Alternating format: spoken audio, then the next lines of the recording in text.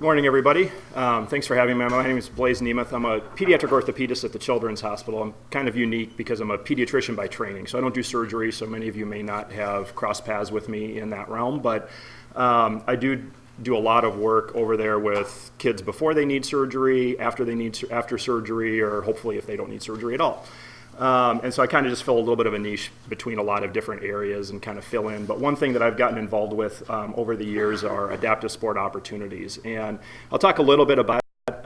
I do want to apologize ahead of time. I have to leave town unexpectedly, so I'm going to have to take off right after my talk, so I won't be able to be part of the panel discussion. But please feel free to email me. They should be able to get you my contact information, or you can find it through the Children's Hospital. Give me a call.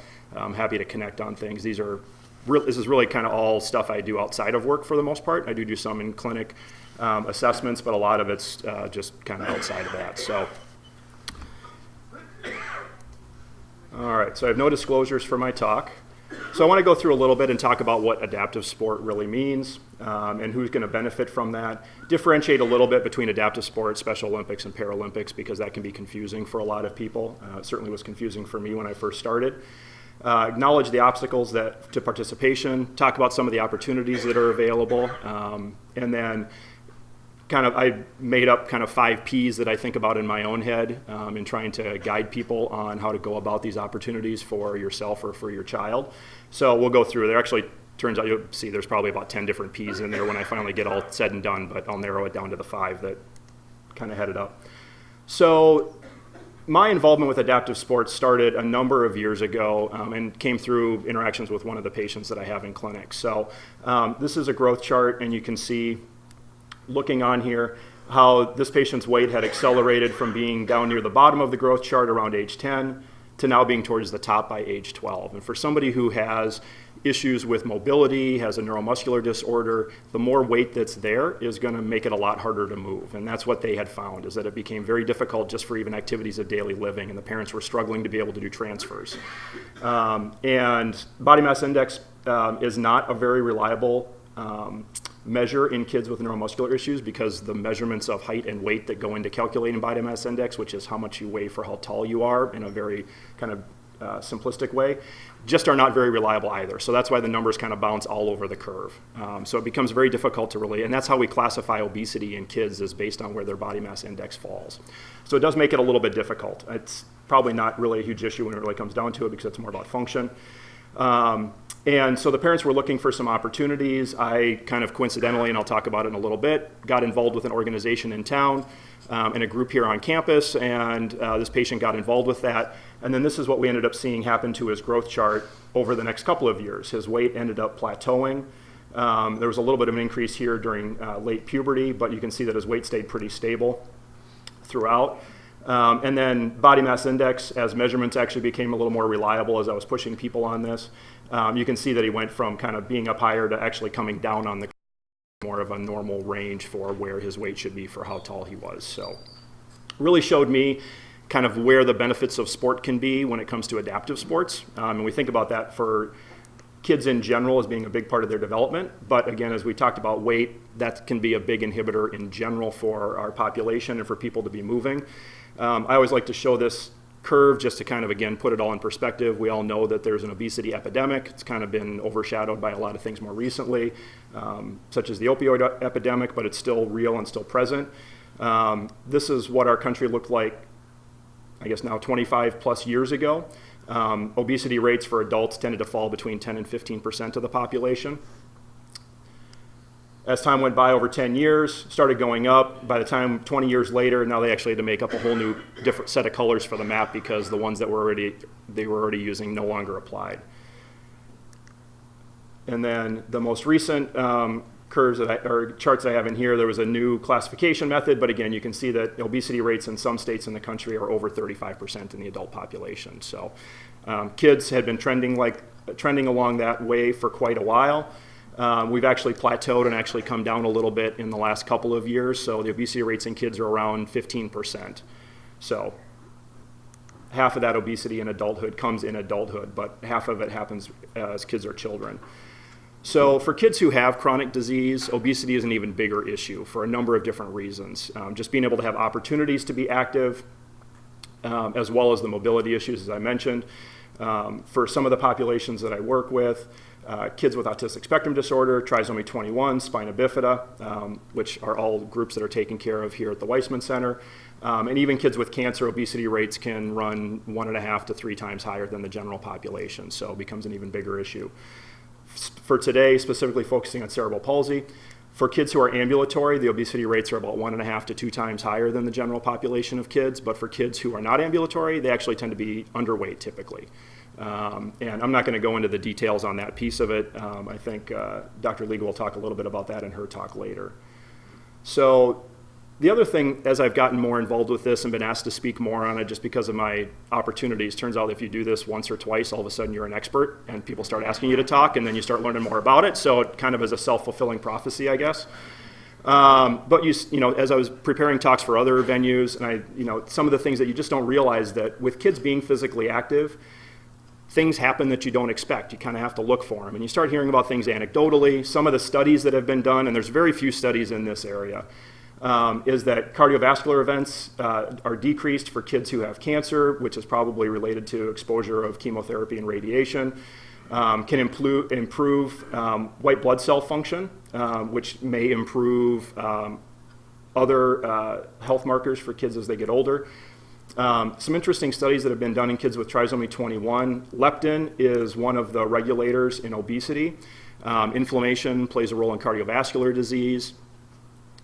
Oxidation is also thought to play a role in cardiovascular disease, and what happens as our body processes inflammation.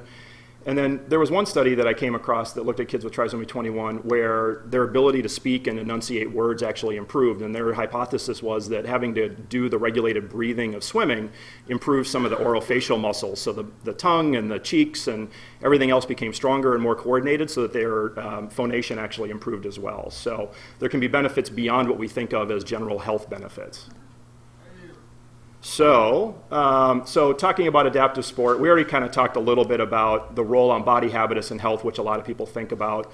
But I'm involved at the national level with the American Academy of Pediatrics Council on Sports Medicine and Fitness. And again, kind of as an expert, I got pulled in more from kind of the physical activity side. I don't do a lot of sports medicine other than just helping my patients become involved in sports. But some of the other benefits of sports that are really important for kids' development is the opportunity to interact socially with other kids, be part of a team, to work with other people on the team towards a common goal, which develops leadership skills, being able to set goals and then reach those and accomplish, and if you don't reach those goals, to realize and to deal with what it's like to fail when you set a goal like that. And then obviously for growth and development, cognitively, socially, as we've already kind of alluded to, there's important factors for kids in that. So every kid can really benefit from being involved in sport, and that definition is going to be different for every individual regardless. Part of this does kind of translate over into the adult realm. I tend to be more involved on the adaptive physical side of things, but a couple of studies that have looked at adults.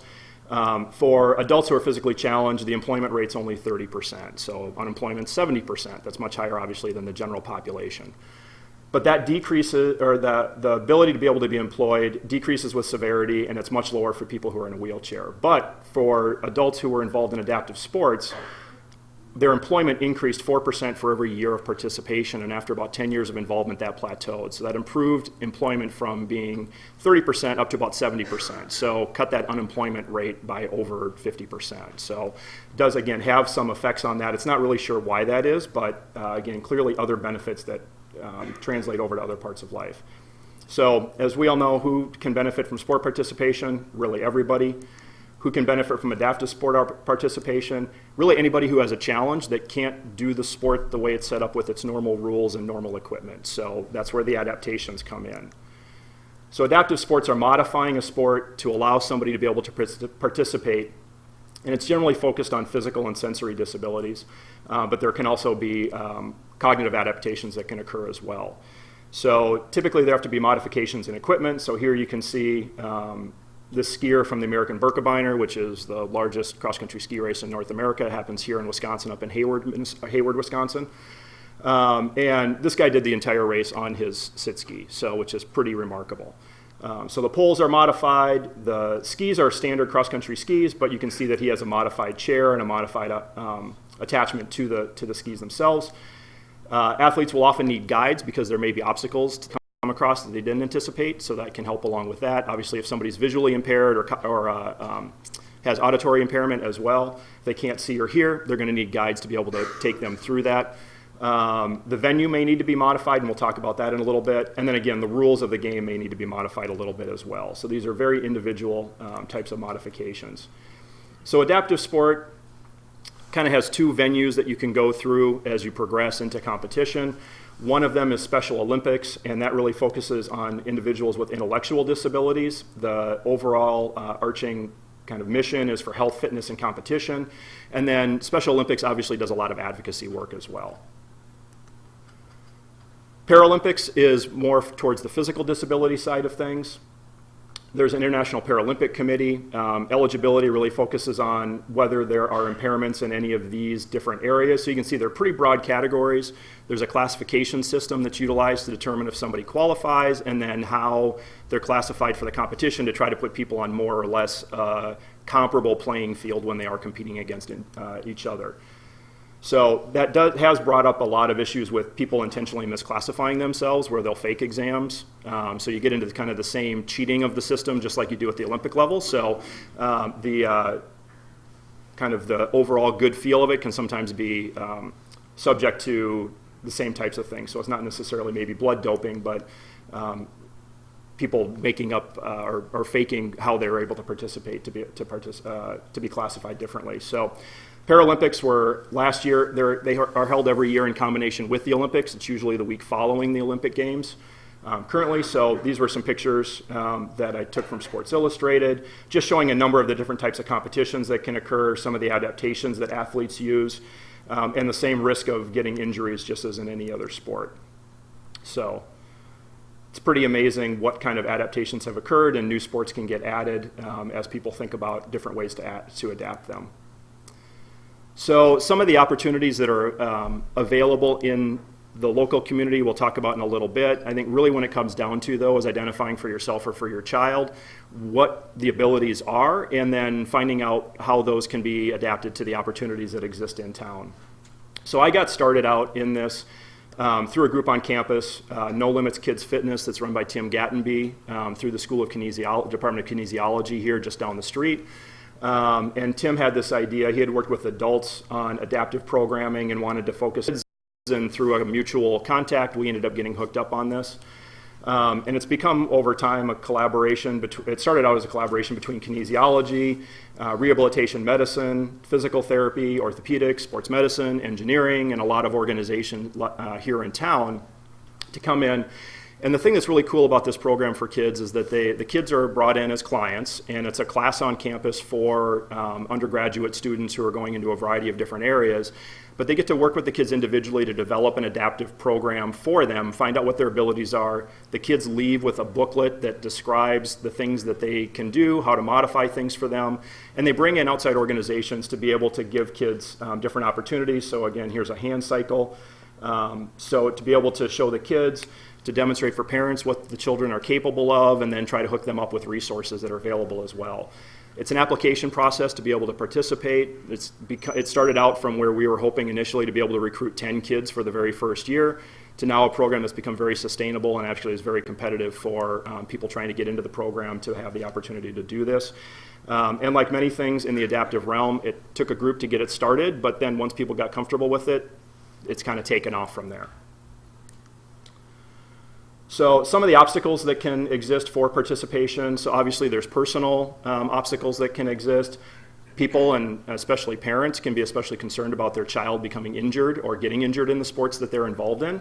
That's obviously inherent in the activities that are there. Just like with any sport, we want to minimize that risk, but there's always going to be a risk of injury. People may not have the skills for, again, that activity as they look at it just superficially, but that's where the adaptation piece comes in and where coaching and training comes in, just like in any other sport. Equipment having to be custom modified is very expensive. There's very few people who do it, so being able to try to find it can be difficult. A lot of times people that I've worked with, they found somebody locally, a guy who works at a machine shop, a local neighbor who's very handy, to start rigging up some things, do some welding, use some wooden screws, and kind of start out with something that's relatively crude at the beginning, but then over time becomes modified into something that's much more sophisticated. Competition is few and far between, so there's a lot of expenses for travel. Some of the kids who do this, parents are driving them all over the country in their cars. And trying to get funding to be able to do that. There is a fair number of sources for funding for opportunities that are out there. It's just being able to know what's there. For team sports, there's a limited number of teams and venues where this can happen. Obviously for teams, it takes a number of people coming together to be able to form a team, and they often tend to kind of come and go, especially for kids, as the older kids graduate from high school and those parents end up leaving kind of the pediatric realm, having to have somebody come in and take it over from the other end, because it's usually run through the parents or the major organizers. One of the big things is comfort and experience of the organizers and providers out there. If there's a race that doesn't have an adaptive arm to it, so let's say like a local 5K, people may be a little unsure about it. There's liability with having to cover the event, and so having somebody come in where you're not comfortable with the situation, worried about injury, it can be difficult to get people interested in that, but as we'll talk about, a lot of times a personal connection and a personal contact with that takes down those walls, and it becomes a new opportunity that opens up that they never realized. And it's obviously something different, and it's challenging people's comfort zones and trying to get, and it gets them out of their comfort zone, again, whether it's personally or professionally.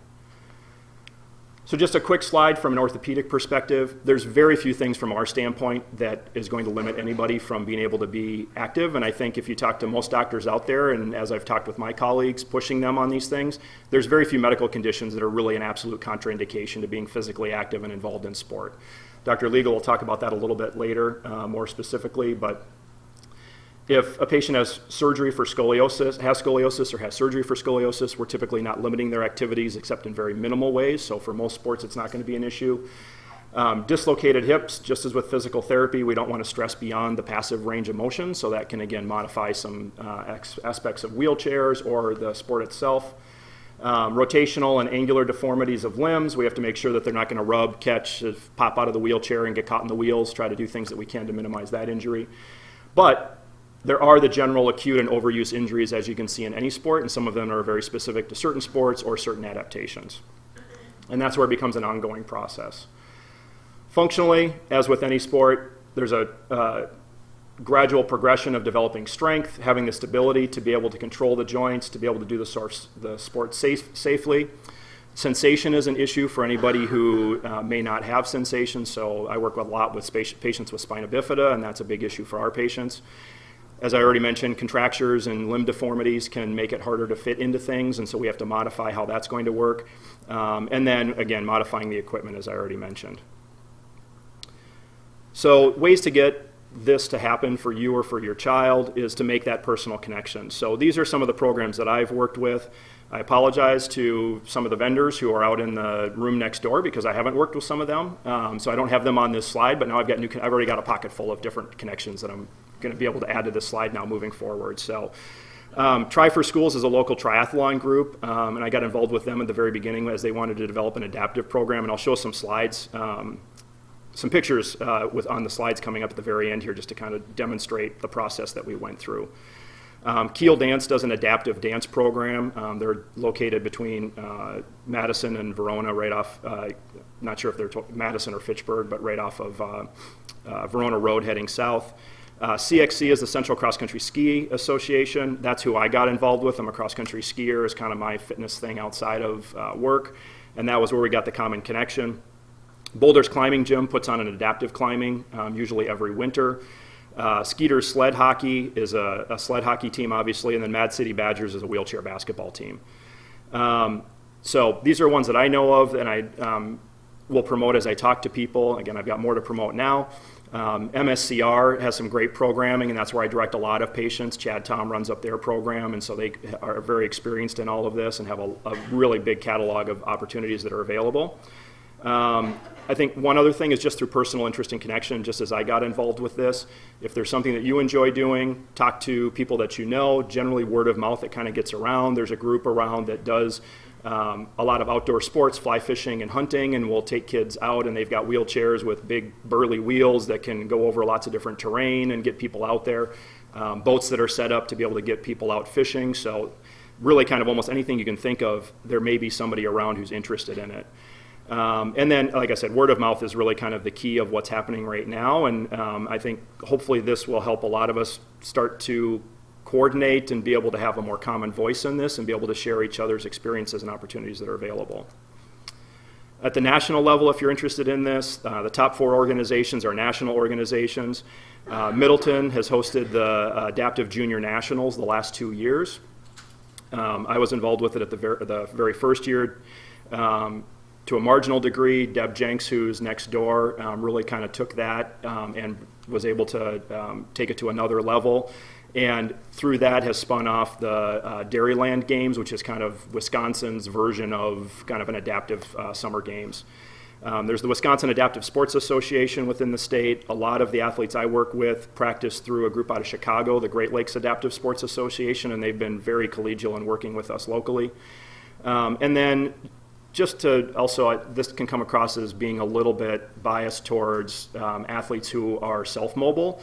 One opportunity that I've connected a number of people with and people have found on their own is My Team Triumph, which for patients who are not ambulatory or self-mobile, it hooks people up with a team, and they take they're the kind of coach of the team, takes them through the event. So they can do marathons, triathlons, half marathons, and you'll often see the coaches being pushed in a wheelchair with a group of 3 or 4 people around them who take turns doing the pushing. And again, the athlete is the coach, and the people who are pushing them are their support team. So it really puts them at the center of what's going on and having that sense of accomplishment and being part of the team just like everybody else. So if you're going to be searching out any of the opportunities that are out there, there does need to be a lot of planning. So the people who are good to get involved are any of your medical providers, so therapists, physicians, advanced practice practitioners.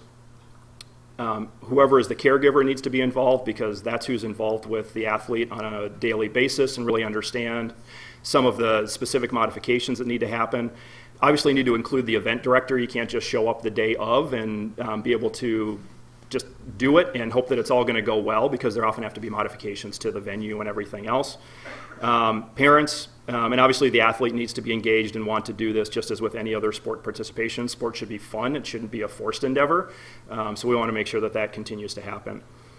On the actual day of the event, almost every athlete will benefit from having a guide or a coach to be able to work with them, just to be able to kind of guide through, who knows the athlete, who knows the course, who knows the sport, and can help them be successful. And then it often requires some additional volunteers as well, and I'll go through some of the ways that might end up occurring. So again, as I've already kind of alluded to, we need to have an understanding of the athlete who's going to be participating, what's the current level of ability, how can we challenge that, and then again, what's the risk of injury based on the disease that athlete has. Somebody who understands the sport needs to be present. How the level of the athlete may affect their ability to participate, again, what the risk of injury might be in that specific sport, and then working together to develop those modifications. And obviously communication and feedback is essential in all of this, because that's where we're speaking different languages usually, and we may be talking the same thing but using different words to describe it, and so that sometimes takes a little while to work through that discussion. So kind of here are the 5 P's of success that I'll throw out there, and then I'm just going to finish up with just a few pictures. So one, I think it's really important to be able to have a personal meeting in all of this. And so persistence is really key, because again, if you are an athlete who's interested in doing something and there's not an adaptive component to it, contacting the race director, seeing if they're interested. They may initially say, we've never done that before, I don't think I'm comfortable doing it. A lot of times just saying, well, hey, would you be willing just to meet over a cup of coffee or whatever, and just be able to talk, have a chance to meet, see me, see my child, and see what I or they are capable of. And then that personal connection all of a sudden makes it happen.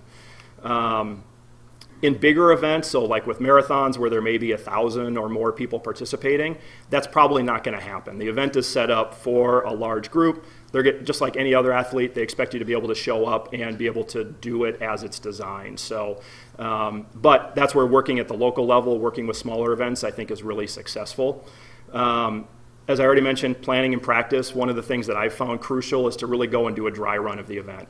talk about the different components, have the athlete attempt them. If it doesn't work, be able to modify it before you get to the race, and then being able to work that out. One of the things that I didn't realize at the beginning, but became a very obvious thing, is making sure you talk to people about parking. Because again, there's usually lots of people, especially for kids events, mom and dad, aunts and uncles, friends start showing up. So you've got, you might only have 100 kids participating, but you've got 1,000 spectators. So you need to have a place to park. So, and then, obviously to be able to observe the event as well. So we often set aside a specific viewing area, just like any other event. Really key is patience on everybody's part. Again, trying to find common language is really difficult, and so it sometimes takes saying things 3 or 4 times in different ways before you get to it. I don't think I've ever had a session happen the first time where we all got done and was like, that was awesome, we can do exactly the same thing next time. Usually something goes wrong. We didn't anticipate an obstacle that was there. So expect that there's going to be some imperfection, especially at the very beginning, but it's a process and we're going to improve as we go along. And I think going at it with the way I describe it is prospective perspective. Like, next year when we come back, can we try something a little bit different? So it implies that, this was an opportunity that was worth pursuing the next time around, especially for people who are going out of their comfort zone with organizing the activities, to get some positive feedback of, we really appreciated what you were doing and we want to come back and we want to make this bigger and better next year. Again, it's going to grow the sport. So it really becomes a good opportunity for everybody. All right, so for the last few slides. So this was with the Try for Schools triathlon. We went out, this is actually the day of the event, but we spent a whole day with a couple of athletes at the venue a couple of weeks before the event happened. And we had the race director, we had each of the children's physical therapists that they work with within the school or personally show up to be able to help us with some of the adaptations. The parents were there, and I was there. I worked with one of the athletes as a patient, the other one I didn't know as well, but tried to play the role of the medical provider the best that I could. So for the triathlon, typically the way the kids did it is they did kind of up and back through a couple of different lanes on the pools. For this child who couldn't use his legs, we ended up having him just swim one length of the pool because that's what he was capable of. We tried different buoys to be able to support his legs, and ultimately he just kind of muscled it through with his arms. Here's a little guy who is in his wheelchair, so as Dr. Legal will talk about GMFCS in a little bit with mobility. We actually took the lanes out of the pool, put a life jacket on him. His coach was with him in the pool, and he kicked backward, kind of kicked on his back across the width of the pool, so went a much shorter distance than even the length of the pool. Had him there. We had a team of 4 physical therapy students to be able to do assisted transfer out of the pool and into his wheelchair, and then get his AFOs on, get him situated and dressed. And again, here's he and his coach going through the transition from the pool out to the parking lot to be able to get to the bike. So here's each athlete on their bike. So here's an example of a hand cycle that this patient can self-propel, or this child can self-propel. This is an assistive bike where he's able to pedal, but then his coach can also help with a little bit of pushing on that as well.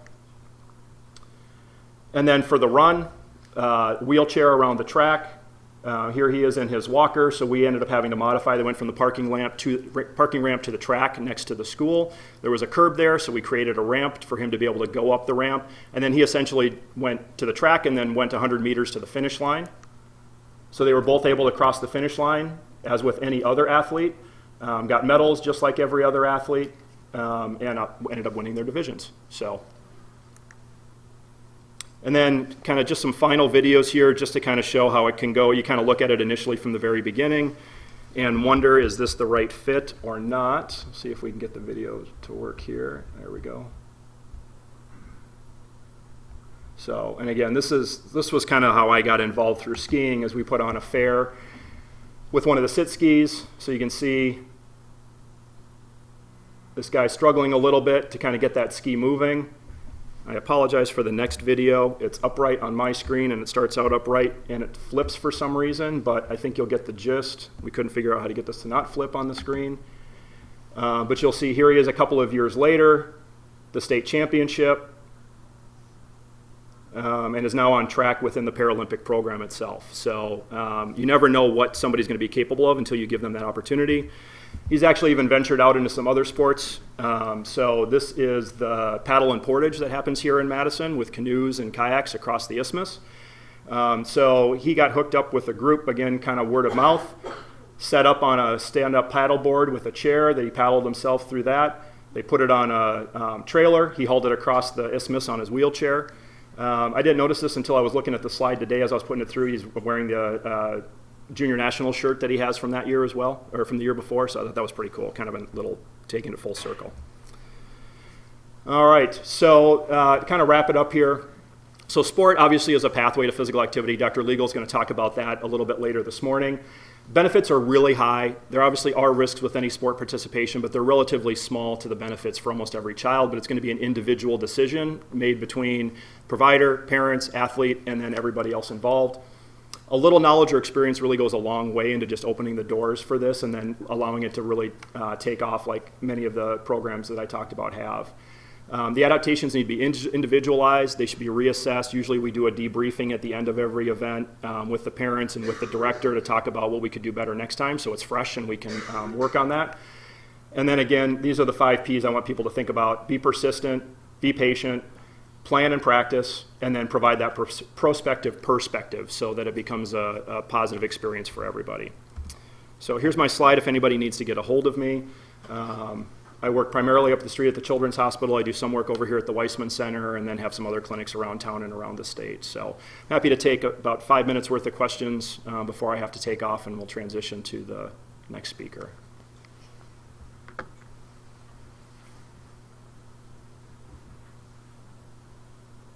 All right, we'll make that transition more quickly then, I guess. So, all right, thanks everybody. Have a good rest of the morning.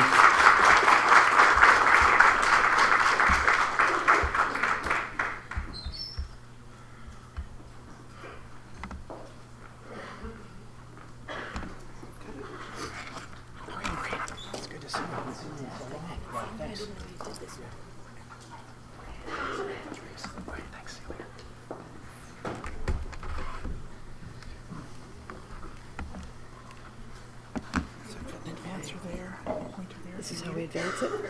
Yeah. Well, good morning. My name is Maureen Durkin, and I'm here with my colleague, Dr. Daisy Christensen.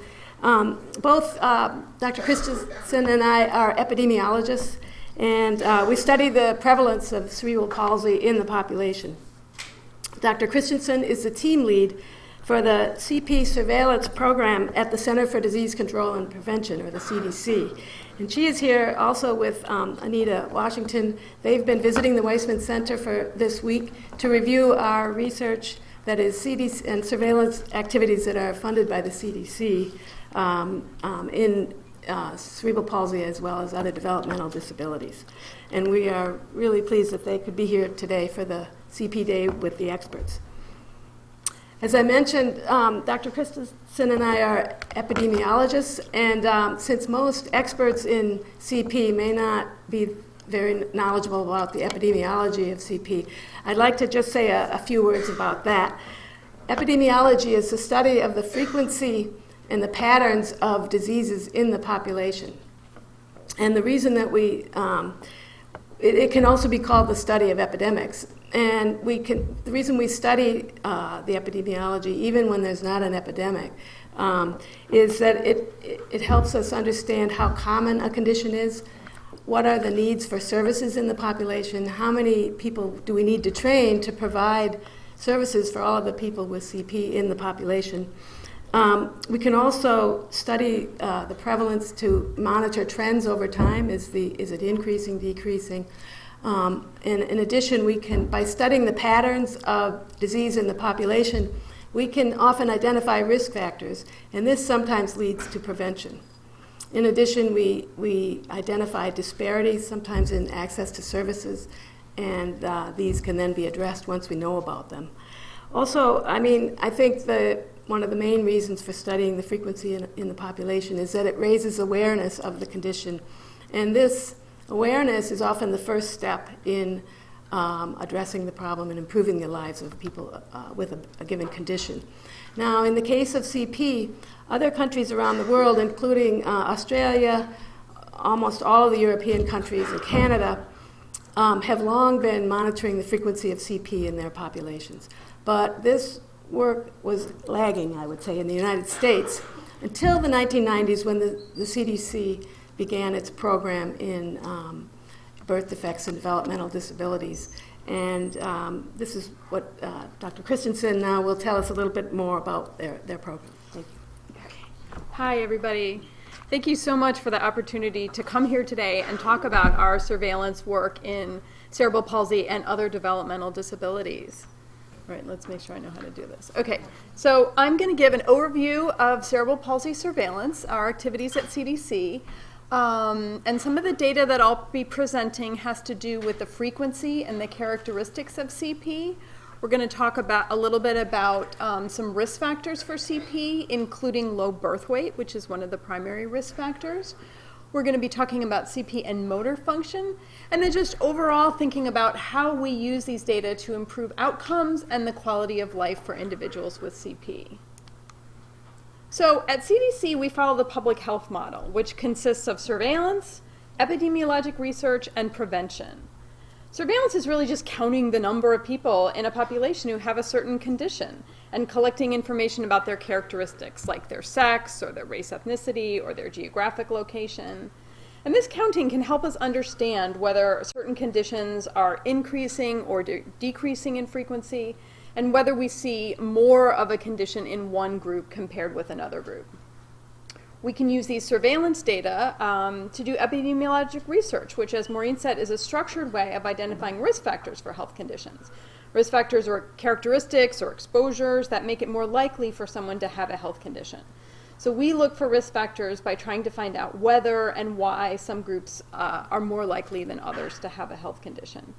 And sometimes when we identify risk factors, we can use this knowledge to help prevent certain conditions or to prevent the some of the adverse consequences of health conditions and to improve outcomes for people with the health condition.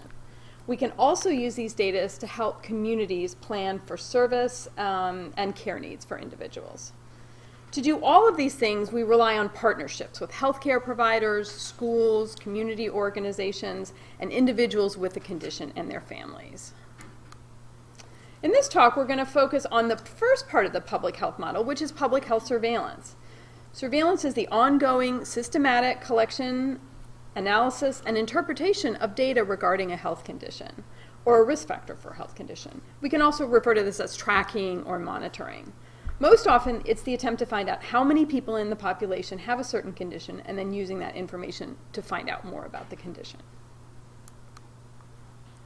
So, back in 1979, CDC was asked this question: how many children have a developmental disability? And there wasn't any data to show that. There really wasn't a good way of counting those children. But there were people at CDC who were interested in finding out the answer to this question. There was already surveillance for birth defects at CDC, and there was a request to develop a system to find out how many children had intellectual disability or cerebral palsy. And so in 1991, a young doctor just starting out at CDC was given the assignment to develop such a system. And I don't know if any of you in the audience will recognize this picture. This is Dr. Marshall Jürgen Alsop, who's worked in the field of CP for many years and I think has spoken here before at the Waisman Center. So she was given this assignment, and within a couple of years, there was a pilot study of a system of using records obtained from schools and healthcare providers to find out how many children had these two health conditions. The system that was developed is a multi-source, records-based surveillance methodology.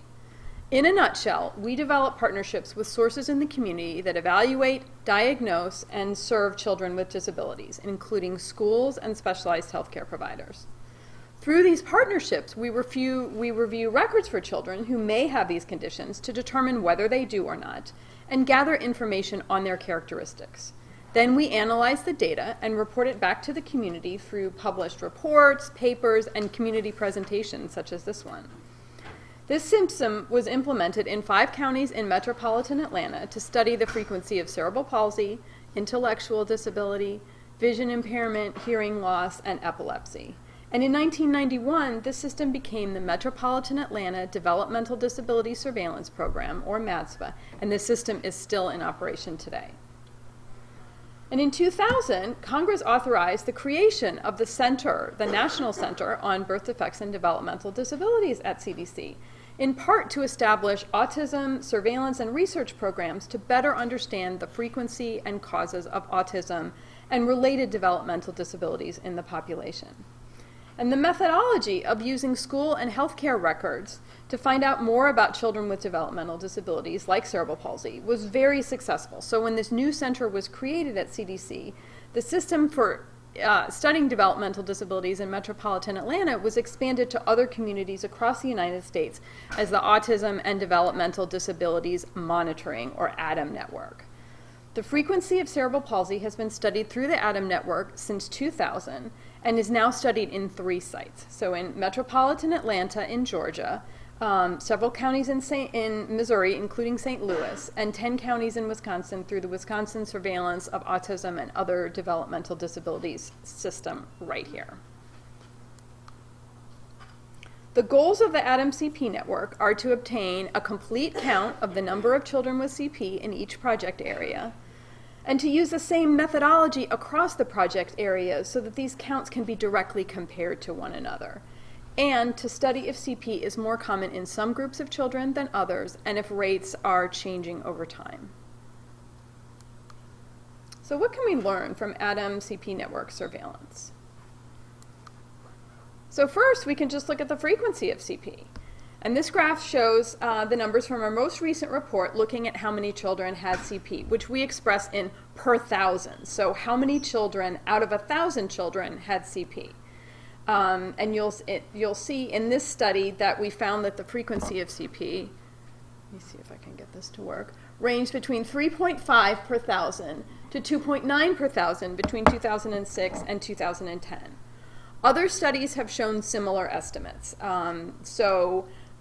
Data from our Metropolitan Atlanta study for years between 1991 and 2010 showed estimates, on average, an estimate of 3.5 per thousand children had CP, and the estimates ranged between 2.9 and 4.1. And there was also a similar frequency found in a national survey of parents reporting about healthcare conditions that their children had.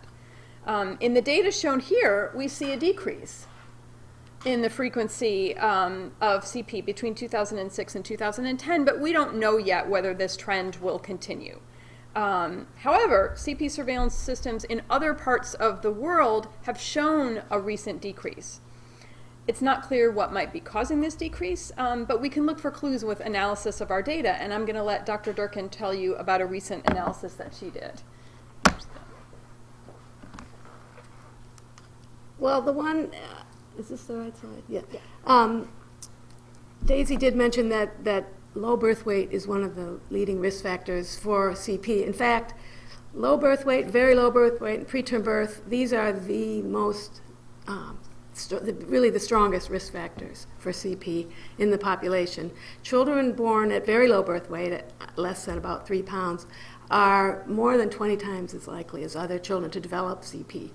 And we really don't know very much about the causes of CP other than that. And even though low birth weight is a very strong risk factor, about half of the children with CP were not born at low birth weight, and we don't understand the causes very well. But one of the things that the concerns, beginning in the 1970s up into the 90s, with improvements in the survival of very low birth weight babies, there was some indication that the prevalence of CP was trending upward in the population. But we were not monitoring prevalence at that time in the United States, but from other areas of the world, that was the indication. One of the things we have seen recently, however, is a decline in the proportion of children born with CP who were born very low birth weight. And also, we just heard from Dr. Christensen about the general decline in CP in the population. And we think, although we don't know for sure, we think that this trend line might be explained by improvements in neonatal care and better neuroprotective measures that are taking place in neonatal intensive care and beyond that. So this is a very hopeful trend, and I think we'll be continuing to monitor it. Thank you. So another pattern that we see in our data is that cerebral palsy is more common among boys than among girls. And this is true of several other developmental disabilities, including intellectual disability and autism. The reason for this difference is not really known, but it may have something to do with differences in the way that male and female brains respond to injury. We can also see here that the majority of children, so here's more than 77%, had spastic CP, with the remainder having non-spastic CP or a mixture, a type that was a mixture of spastic and non-spastic CP.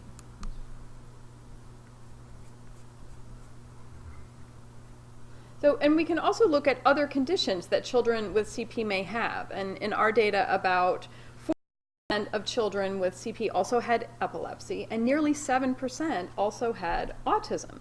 This is important because it tells us more about the systems of care that are needed to treat people with these co-occurring conditions.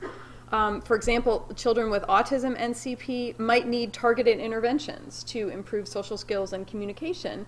And it's really important for healthcare providers to look, to look further than just the motor limitations found in children with CP and treat other conditions as well so that individuals can reach their full potential.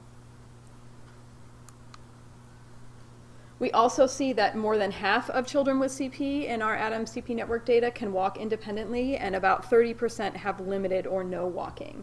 And this is similar to studies in other parts of the world, such as the surveillance systems that Dr. Durkin mentioned in Europe.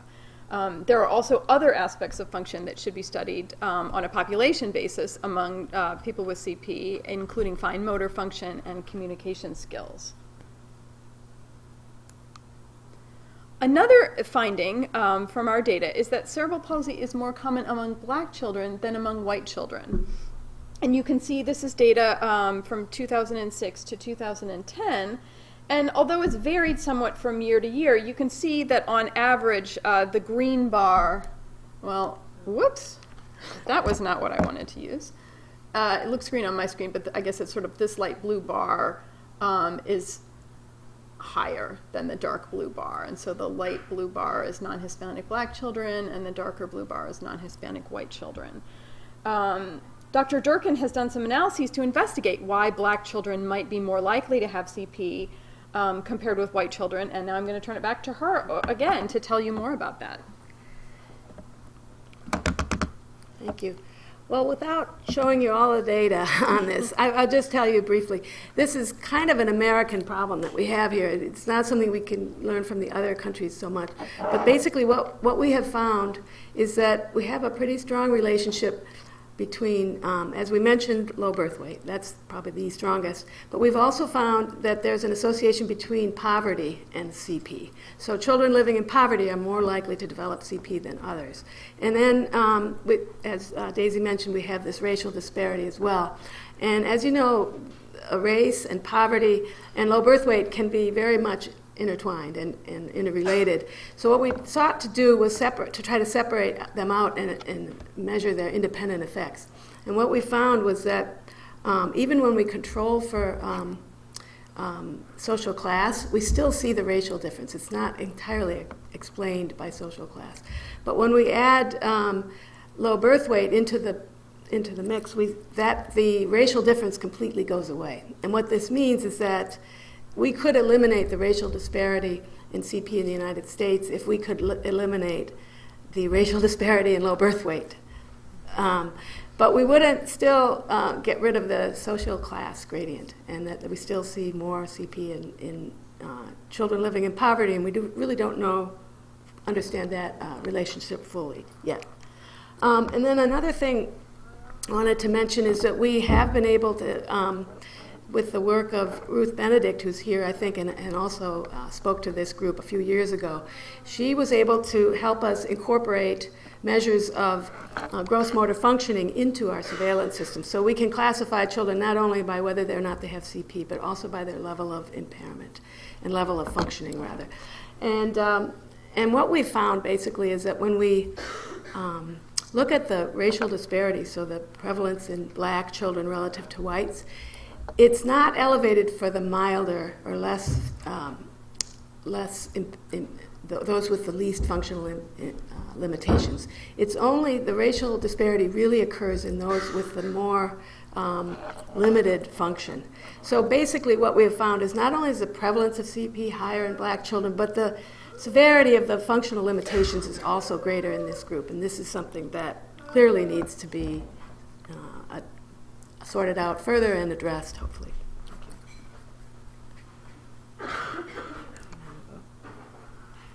Great, thank you. Whoop, I'm getting the microphone. Thank you, Maureen. So it's not clear why we see a difference in CP frequency between black and white children for CP with more motor limitations, but not for fewer with children with fewer motor limitations. But we have some ideas. There might be differences in risk factors for CP with more motor limitations, or black children might have lower access to interventions that could improve motor function. Or maybe we're missing cases of CP with fewer motor limitations among black children in our surveillance system. And these are all ideas that we would like to explore further. So we think these data are more than just a number. So we started with a question: how many children have cerebral palsy? We developed a system to count these children and provide a more complete picture of children with CP. We use this information to identify risk factors for CP, and our findings can help guide the research of other scientists, as well as being used in analyses that we can conduct here. We report the data to the community, and this can help communities to plan and coordinate service delivery and find ways to improve outcomes for people with CP. And events like this can help to increase awareness of cerebral palsy and bring attention to both service and research needs that can help improve the lives of people with CP. And I'm going to actually skip to there so that we stay on time. And thank you so much. This has been a wonderful opportunity to present here, and we're happy to take questions. Thank you.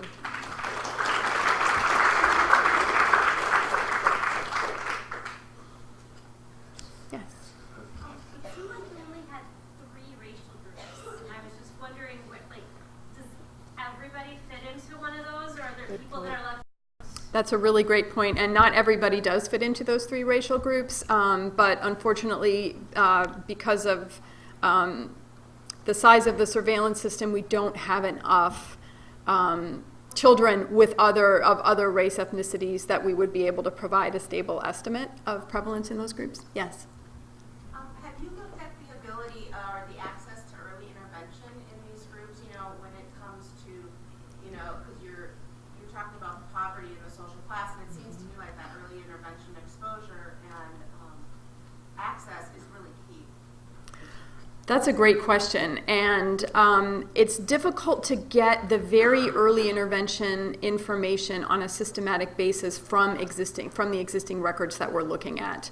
But I think it's worth trying a little bit harder, and also maybe over time more of that information will be incorporated into the records, and we could look at it in that way. You want to add something? The only thing I would add is that Dr. Benedict, who is here, is, after having pioneered the work on getting the level of functioning into the surveillance system, she's now looking at this very question and trying to find out and describe the interventions, all kinds of early interventions that these children get, and look to see whether there are disparities in that. Maybe next year she'll report. Yeah, that would be great. We have some microphones here for the questions. Oh, great.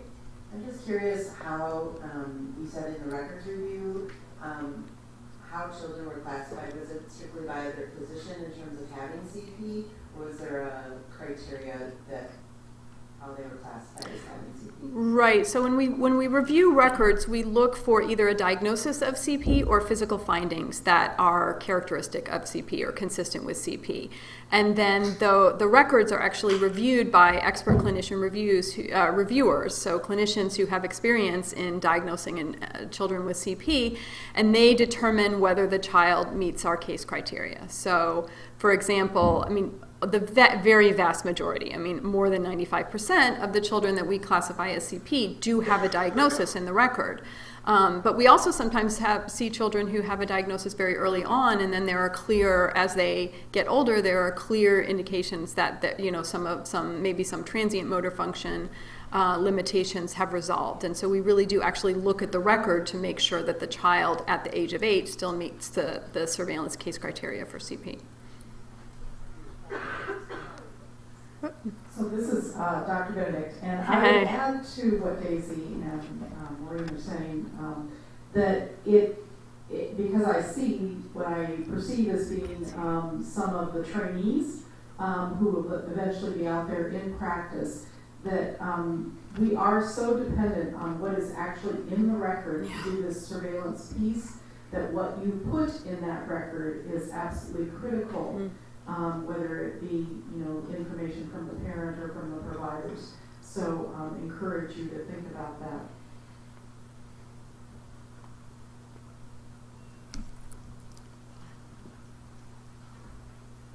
I was wondering if the age or the health of the mother has any role in the incidence of a child being informed. We haven't really looked at We haven't really looked at age. maternal age. Although maternal age is definitely associated with very low birth weight, both at the extreme ends. Teenage pregnancies are high risk, and also births to older mothers are also at increased risk. So there's probably complex patterns there. And then certain maternal illnesses, definitely infections and other things increase the risk of CP. Yes, I just was wondering, you did talk about the difference between black children and white children, but you didn't talk about Latin children.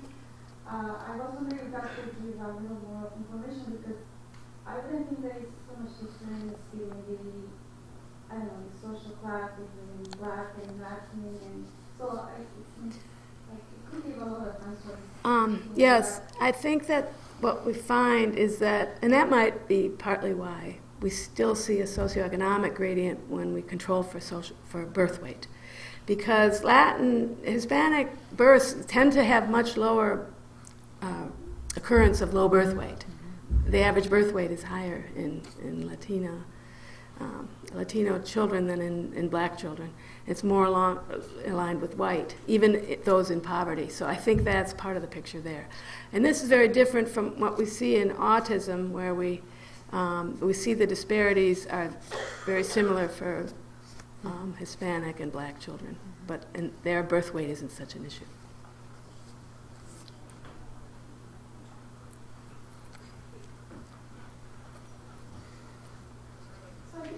About the severity of motor function, the disparity there with race is really interesting and powerful. And I'm wondering how the GMFCS ratings were made. Are they made by the clinicians and actually in the records? So when they are in the record that's assigned by the clinician, we take that. Otherwise, and this analysis was the result of a feasibility study that was done right here in the Wisconsin ADAM network site to find out if it was possible to actually have our expert clinician reviewers classify children into GMFCS levels based on the information that was in the record when it's not there assigned by the clinician. So, and just actually the other day we were talking about looking to see, we've seen an increase in the percentage of children who actually have this information in the record, but I'd actually like to look a little bit deeper and see, do we see an increase in it's actually there by the clinician who is seeing the child versus assigned by us when we're just looking at the records and not seeing the child. Do you want to? Yeah, that's good. I think we only have time for one more question. We're going to try and stay on schedule. I'm just wondering how autism spectrum disorder is connected with cerebral palsy. Well, that's a great question. And I mean, there's been a recent sort of recognition that CP is not just a motor disorder. It's actually characterized by other sorts of behavioral challenges and can have co-occurring conditions like autism. And so, and the fact that we see a much higher prevalence of, or frequency of ASD in children with CP compared with the general population. And I didn't show you these data, but we have some limited data from the Metropolitan Atlanta site that shows that also it hasn't been really rising in the same way that the prevalence in the general population has been rising. And so for us, that sort of, it really poses questions about, are there what are the mechanisms of brain injury behind CP, and can we learn something about probably both CP and autism by studying the sort of co-occurrence of this. I mean, we're a little bit limited in that, for 7%, we're just talking about a very few number of children. So maybe a couple dozen children for a surveillance year who have both, and we're trying to glean information in the records, and it's kind of hard to really drill down into this.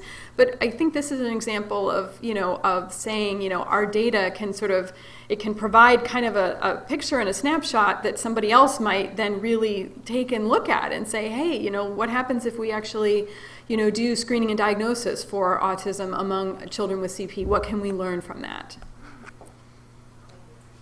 Okay, thank you Thank you very much.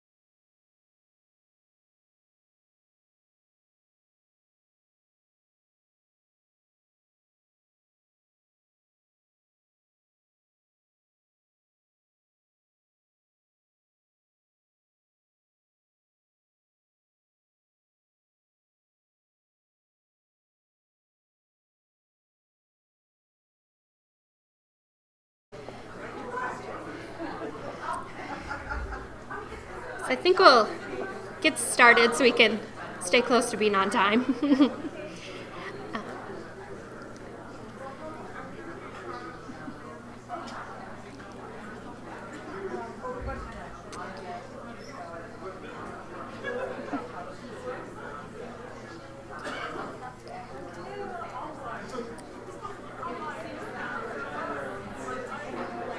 I'm going to invite everyone to take a seat. I'm glad there's such good energy and discussions being had. But just so we can stay with our schedule, we'd like to welcome Dr. Legal. Hello, I'm Sarah Legal. I am a pediatric rehab physician. I work primarily at the Children's Hospital here in town. Started just this year. I moved back from Cincinnati recently.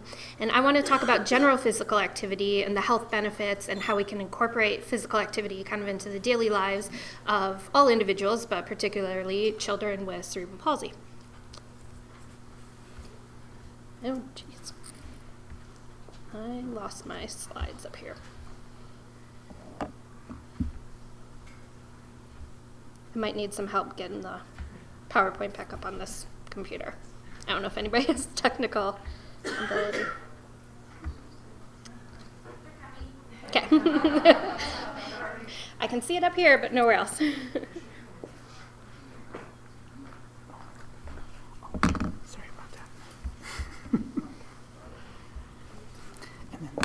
Perfect. Thank you.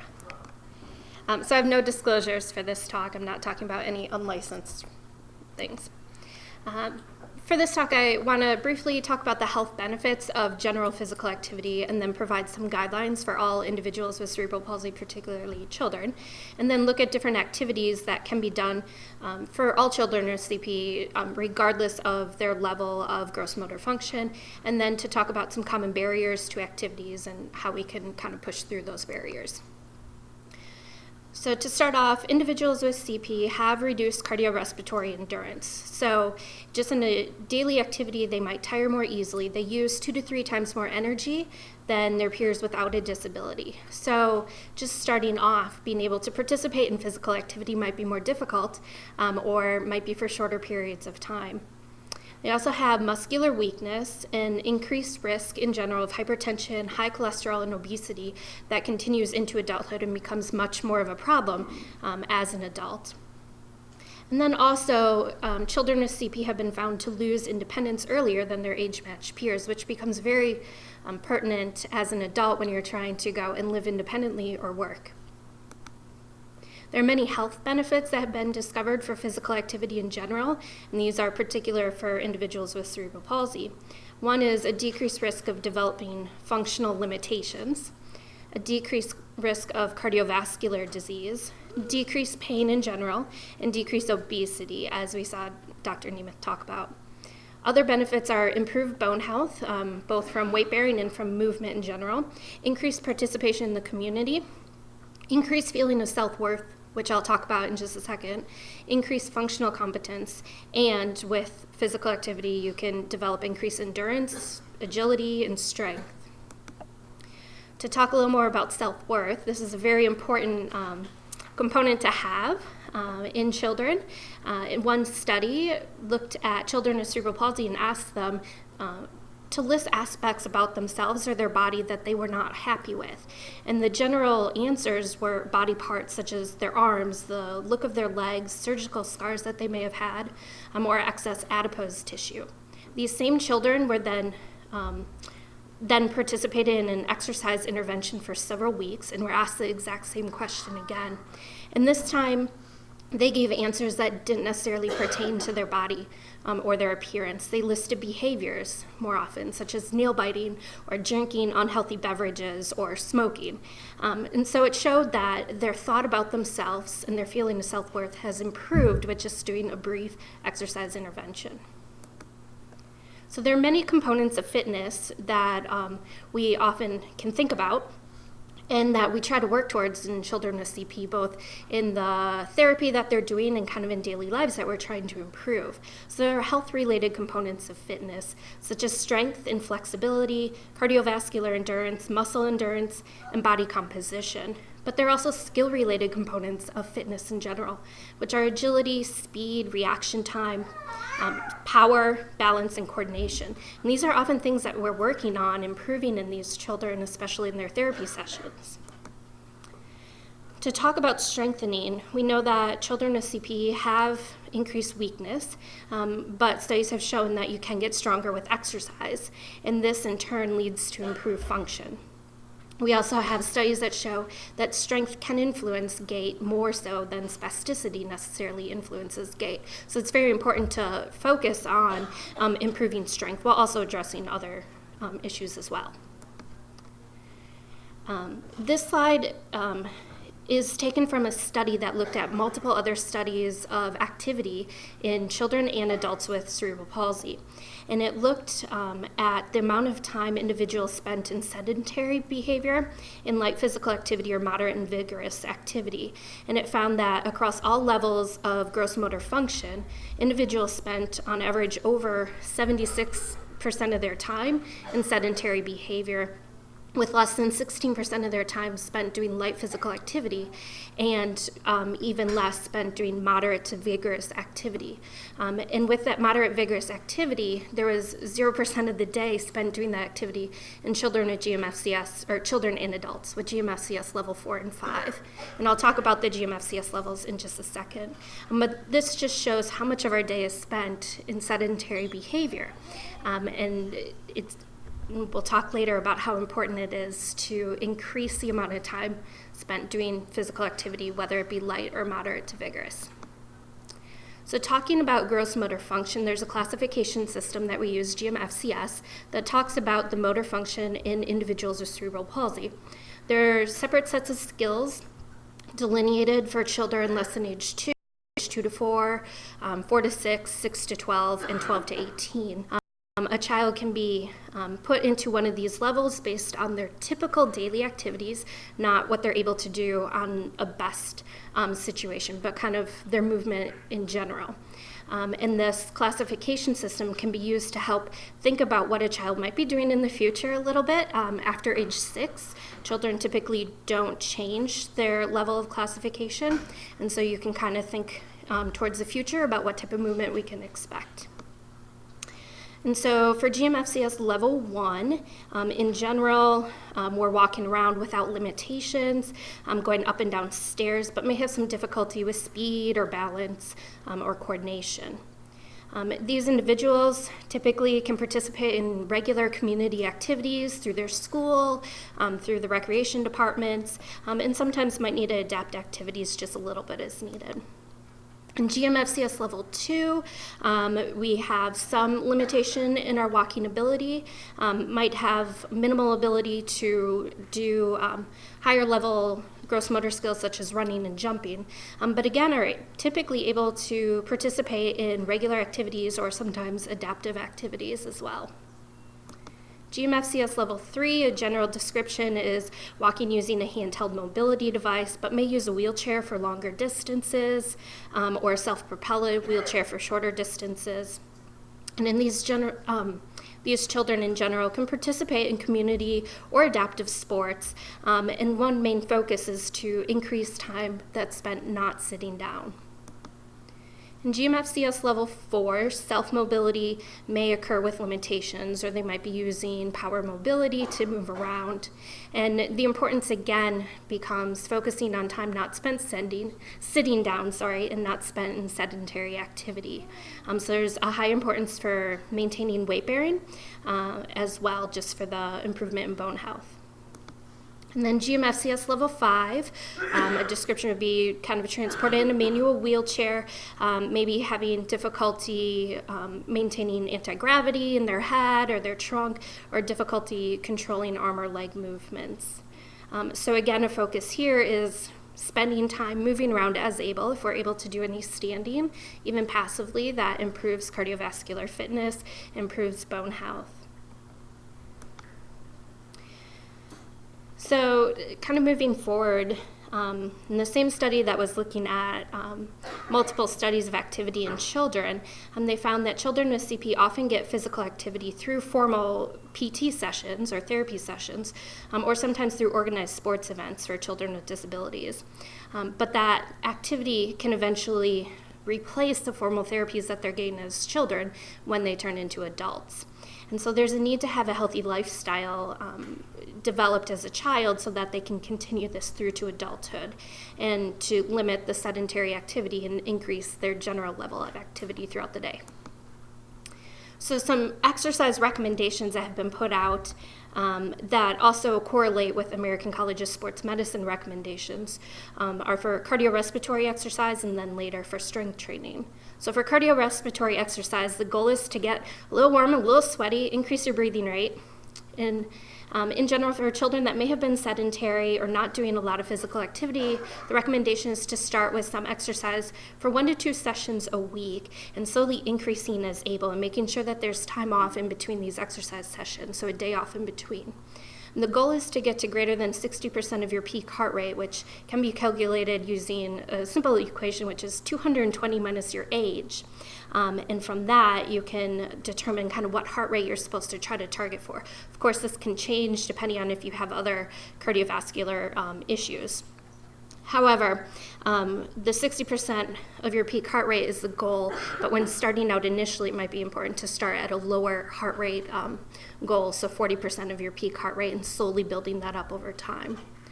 The exercise sessions should last 20 minutes per session, and one session or one grouping of exercise should last about 16 weeks if you're doing it for 1 to 2 sessions a week. If you're increasing to 3 sessions a week, a grouping of 8 weeks is adequate to provide a little more long-term benefit. The goal is to use major muscle groups in a continuous and rhythmic fashion, and kind of mixing up the activity that you're doing. So some examples of this could be swimming, walking or running, cycling or arm cycling, walking upstairs, or just propelling a wheelchair. For resistance exercise, the goal is a little more of 2 to 4 times per week, and resistance exercise can be in the form of lifting weights if able, for free weights, or just doing single or multi-joint activities, so often starting with a single joint movement such as extending your knee or using a machine that allows for single joint movement. And later on, moving on to multi-joint movements is able, so stepping up, sitting to standing, or doing squatting movements. Again, just like with cardiorespiratory exercise, you can start low, so 1 set of repetitions with a lower number of repetitions using weight, and then slowly increasing the amount of sets or the number of repetitions that you're doing. Again, an exercise program should last multiple weeks to see the benefits. 12 to 16 weeks is a good starting point for this. But again, it should be something that should be built into daily life in general. Resistance exercises or strength training should also have days off in between. You need time to recover and let those muscles recuperate, so it could be alternated with other physical activities. And then there are recommendations for just general daily activities. So aside from these exercise programs of strength training and things like that, the recommendation for daily activity is at least 5 days a week spending time being active for 60 minutes with moderate to vigorous activity. So when you're sweating and increasing that heart rate a little bit, the respiratory rate, and varying the activity so it stays fun for the child. There's also a recommendation of limiting the time spent doing sedentary behaviors, which is watching TV, playing on computers, playing video games, just not getting up out of a chair. And so the recommendation is for less than 2 hours a day spent doing sedentary activity. And this is outside of your occupation, which for children could be school. And it might be difficult to achieve for children that are using a wheelchair as their primary mode of mobility and are sitting throughout the day.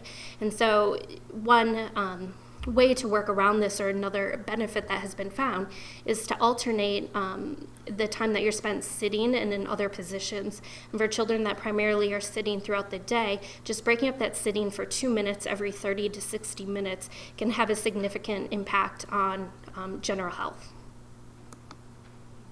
So some activities that are recommended for just daily activities. So these don't necessarily need to be anything where you're participating in a community or recreation program, but could be done even at home in some instances or by yourself, would be cycling or arm cycling, walking or jogging. And with this, you want to start by setting a small goal. So maybe just walking down to the end of the block or walking a mile, depends on your ability. And slowly building up that distance so that you're not jumping into a very large goal all of a sudden. Wheelchair propulsion can be another way of moving further distances, or even stair climbing. Just remember, when cycling or doing anything on wheels of that sort, always wearing a helmet. There might be some adaptive equipment that might need to be used, especially for cycling, and so that might have a cost factor as well. Other activities that can be done by many different individuals would be dance or yoga or Tai Chi. These activities can also benefit balance and coordination, and children might benefit from not wearing braces that they have during some of these activities to work on some of that finer movement control and the balance aspects. These activities can also be done in a chair. So for children with GMFCS level 4 and 5, these might be activities that could be incorporated, but might need to be adapted depending on where you're at or what programs are offered. Swimming is another wonderful activity for many individuals.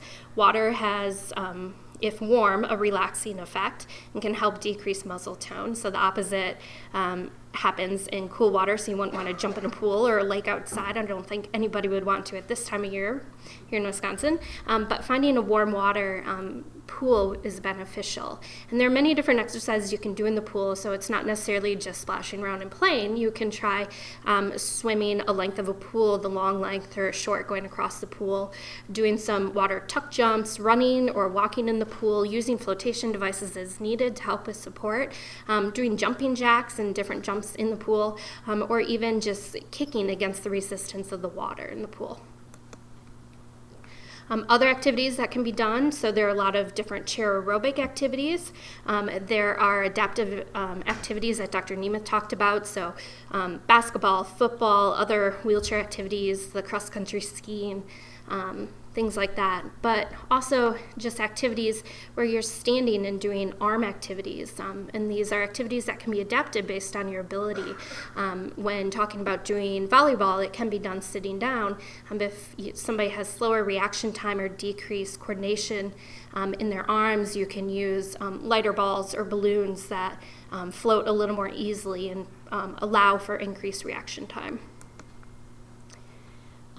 So in general, baseline activity helps to build a lifestyle in which physical activity is the normal and where excessive sedentary lifestyles are discouraged.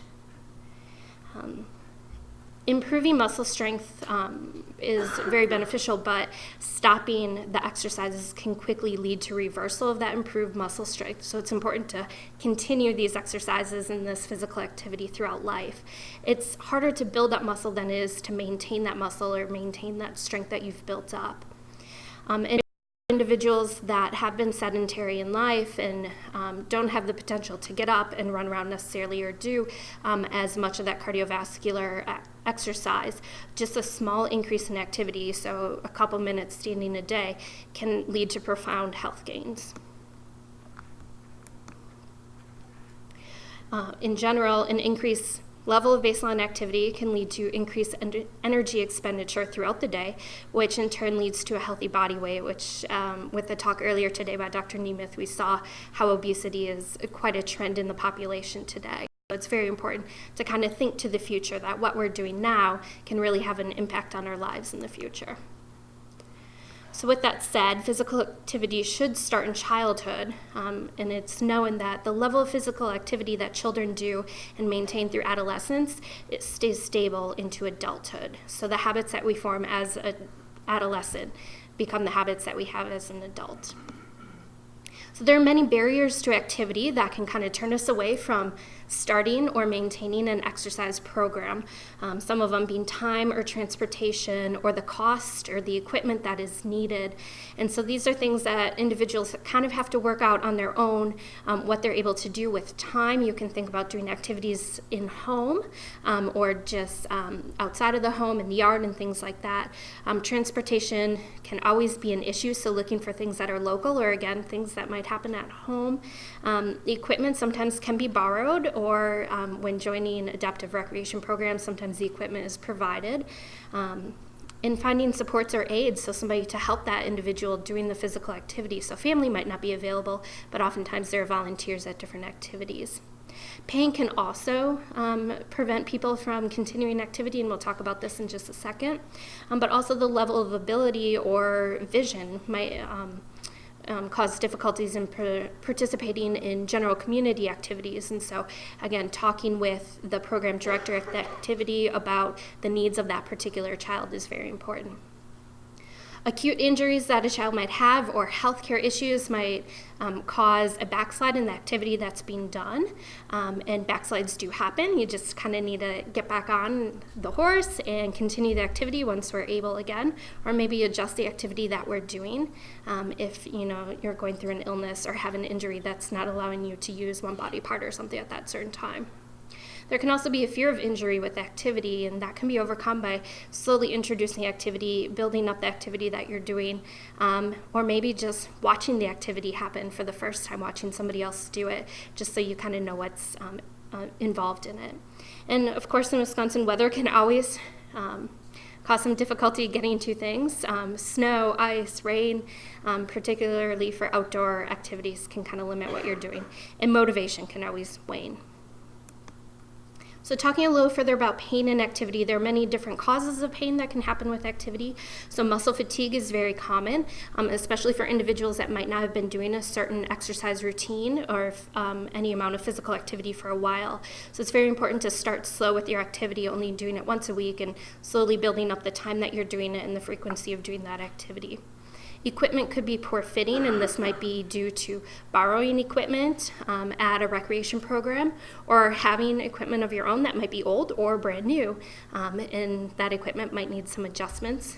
Children grow, we get larger and taller, and so equipment often can need some adjustments. Excessive stretch can produce some pain with activity. So as Dr. Nemeth mentioned, looking at range of motion for contractures or for hip dislocations and not pushing past your range of motion. So it's important to work on stretching as a component, but excessive stretch can lead to pain or discomfort. So thinking about the position the kid is in for that activity and thinking about if this is putting them at an uncomfortable position. You can also get more acute injuries with activity that can lead to pain, so blisters or pressure injuries. So thinking about equipment, is something rubbing? If you're doing a wheelchair sport, is it rubbing on the thigh, or is your, with angular deformities, is the leg rubbing on the wheel or catching on the ground, things like that. So checking and adjusting the equipment or straps that are on the equipment is important. Looking at different padding on the equipment or even on the bracing that you use, and the position that the individual is in for that activity. Overuse injuries can be common, especially if starting up an exercise regime that is more strenuous or more frequent. So again, starting slow and adapting the activity as needed. Overuse injuries can be pretty common, especially in the shoulders for individuals pushing or propelling a wheelchair. And so sometimes you need to look at how are we doing the movement? Is there a way that we can adjust the equipment to have it fit better, to improve the motion that we're doing to reduce that risk of injury? And then acute injuries or fractures can happen with all activities, and so getting appropriate medical evaluation is needed. But then if there is an acute injury, it's important to still stay active. So you might need to change activities that you're doing for a time period, or you might need to stop for a very short time, but restarting again when able, or doing other activities to substitute during the time of recovery is important. So in general, for activity to be a sustained life change, it needs to be enjoyable, it needs to be developmentally appropriate, and the children should be allowed to kind of choose activities that they want, what they enjoy. And it's important to kind of vary the activity that we're doing. Nobody wants to do one activity and only one activity, although sometimes later in life we do tend to focus on, our one activity that we find most pleasurable. So staying motivated is very important in sustaining a healthy lifestyle. So it's important to start with short-term goals, so small achievable goals. So if you're doing a walking or jogging program, thinking about just going to the end of the block or just doing that 1 mile and slowly building up those goals to lead to long-term achievements. You can track progress on a chart so you can see that I have been sustaining my activity on a daily basis, or I have been improving on what I've been doing before. And again, picking activities that are enjoyable. And then including family or friends or others with like circumstance can really improve your motivation to stay and participate in that activity. And then finally, as I mentioned before, if you fall off the wagon, get back on, just start again. Short lapses in your activity do happen. We all know it happens, but it's important just to keep going and keep trying. So finally, if somebody asks, is physical activity right for you or right for me? The answer is yes. It's important for everybody to maintain health throughout our life. So that's all I have. If anybody has any questions.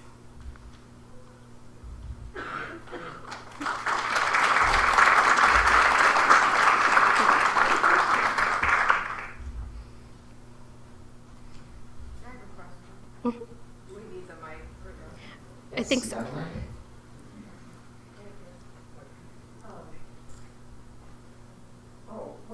What would you consider to be an indication? Say sometimes I get muscle cramps, so I cut my time from walking down from 3 hours to 2 hours. Plus I wear a brace, so my hips are a little screwed up anyway.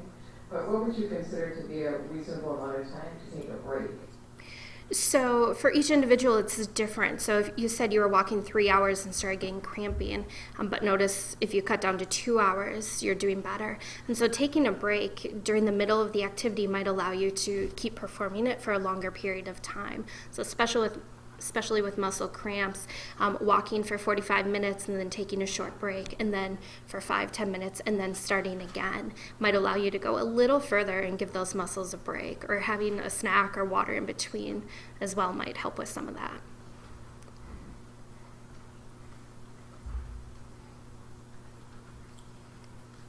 Okay. Well, I think next we have a panel discussion, so let that get set up.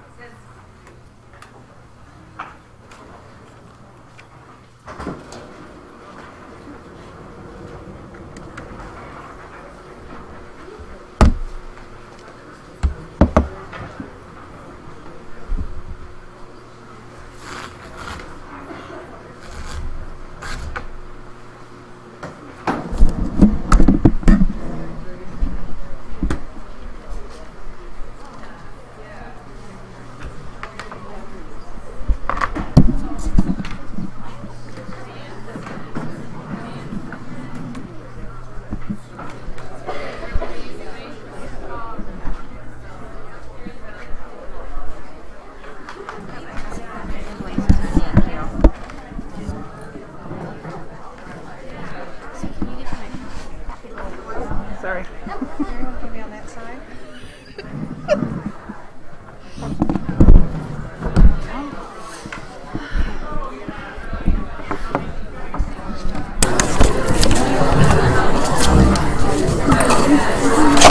Sarah.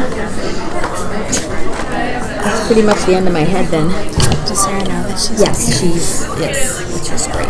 Now, we were thinking that Lori was going to be here, but she's not. No. So it's okay. I'm feeling lonely over here. Right now, there's some on switch here. Here's the one. Oh, go ahead. So you just push it up. Same for this, but if there's only two of you, you use one eye. Does this say My son had VF on? So we're going to take Spinal cord? now to give you tethered. Tethered cord. Oh. actually asking several of our clinicians from the Waisman Center clinics any questions that you might have. There's several questions that we received at 10:15, so maybe they'll address those first, and then they'll take the questions as they come from the audience.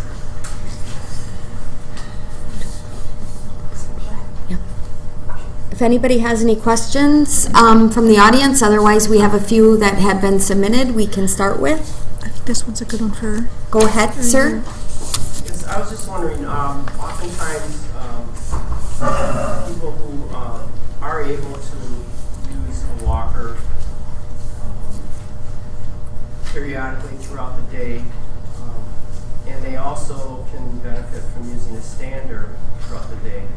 Medical assistance tends to refuse both. They say you either should have one or the other, and some of the speakers noted that there's health benefits to standing and walking, and that if you decrease the amount of that, it ends to long-term decrease in function and health. And so I'm wondering if you have any sources that are available that can be submitted in order to medical assistance, so that there's a better argument for them funding that. Well, Is yours on? You can I don't know. put the microphone up. Okay. This is one of my biggest complaints about the medical system in the state. Medical assistance really only covers a stander if you're working towards a stand pivot transfer. So if you're already walking, they do not see the need for a stander. That does not mean that some people who are ambulatory feel comfortable standing for long periods of time, however, and that is a dilemma that I've not been able to overcome as far as getting the third-party payers to accommodate our wish for these pieces of equipment. But one of the things that I think we need to do is to as a group and as a society is to lobby for more benefits for people with disabilities, so that we can get a more greater variety of equipment to the children, and also with lower wait times between request of the equipment and the delivery of that equipment, because a lot of time is spent waiting for approvals and denials when children are in need of equipment on a more immediate basis. There are places in the state that are available for you to get used equipment. There's Kinder Kids in Beaver Dam. There's Katie's Closet near New Berlin. And there are some opportunities on the internet too to get used equipment. And so I usually advise people to apply for these as another way to obtain the equipment. Also, if you have gone through the entire process of trying to justify the equipment and it's been denied, then you can take your denials and your letters of, from the insurance company and medical assistance to a charity such as Variety Children's Charity, and see if they might be willing to help put in some money towards that as well. So there are some charitable organizations that you can access, and I believe some of them have information here today. You could talk about CLTS too. Oh yes, I forgot. There's also the CLTS funding, the waiver funding that will also often kick in at least a portion of the cost of this type of equipment. I was just going to add, I'm a physical therapist, and I was actually just at a conference yesterday, and one of the talks was about standards. And so I have a ton of research and recent literature, and the woman who gave the talk, she's based out of Maryland, but she kind of works with therapists across the country, and she extended an open invitation because people were talking about that Wisconsin Medicaid is denying a lot of this equipment, that she's been successful in some states with writing appeals and ending up getting equipment funded. So if anyone wants her information or for me to send you some other resources, I'd be happy to do that. Yes, that'd be great. You can send it to me as well. Yeah. And we've gotten lots of tips from vendors on how to write letters of medical necessity, saying the right kinds of wording, which really makes a great deal of difference. But there's a very, very firm line with medical assistants in Wisconsin that if you're not working, or if it doesn't seem feasible that you'll be working towards a stand pivot transfer, they're not going to order a stander. Or that if you're already ambulatory, that you don't need one. So what I often do is if I'm looking at a child, I've been seeing them for some time, I will try to project into the future and get a stander at an appropriate time before they're ambulatory, so that then they will have both. But not to get a stander too soon, because you want it to be able to fit them for a while. So usually around age 3, I will try to get them to have like a used stander up until age 3, and then buy them a stander at age 3 so that they can continue to use it through age 5 to 7. But then by that time they may also be walking, and they'll have that ability to, do a little bit of both. It's a matter of, as a therapist, kind of looking and knowing what the long-term projection of this child's capability may be, and trying to get that equipment in place in the right order and at the right time. It's complicated, but it can be done. Yes. What's the definition of ambulatory then for a child? Is it distance? Is it time up? If they have a piece of adaptive equipment that it provides them the ability to be up on their feet and walking, they're considered ambulatory. So even a child who's level 4 would be considered ambulatory if they have, say, a pacer gait trainer. My oldest daughter is staged as like a level 5, but she's 15 and a half, and I've been trying for years to get a standard for her, and it's been... It's tragic is what it is. Has she ever had any one stander even approved through her? Yes. And then she outgrew it? Yes. So that would they not replace the outgrown standard then? No. One per lifetime. One per lifetime, I forgot. The way they word it is that... She's a little taller now than she was when she was 3. Yeah. This is the thing is they word it as one stander per lifetime is medically necessary, and we haven't figured out how the same body at 3 is the same body at 23. For some people who need lifelong supports for standing, and which is why families will try to borrow or use the equipment loaner pools, or use birth to 3 or school service equipment as long as they can, if it's feasible, before they will purchase one that they try to see might have the growth that will take them through. Right, that's why it's important not to get one too soon. It's got to have some capability to grow. But there's also the, going through the motions and getting all your denials, where you may then be able to get funding from other sources. So it's not necessarily, it's still worth the effort, because you may be able to then go on to another source. What county are you from? Oconto.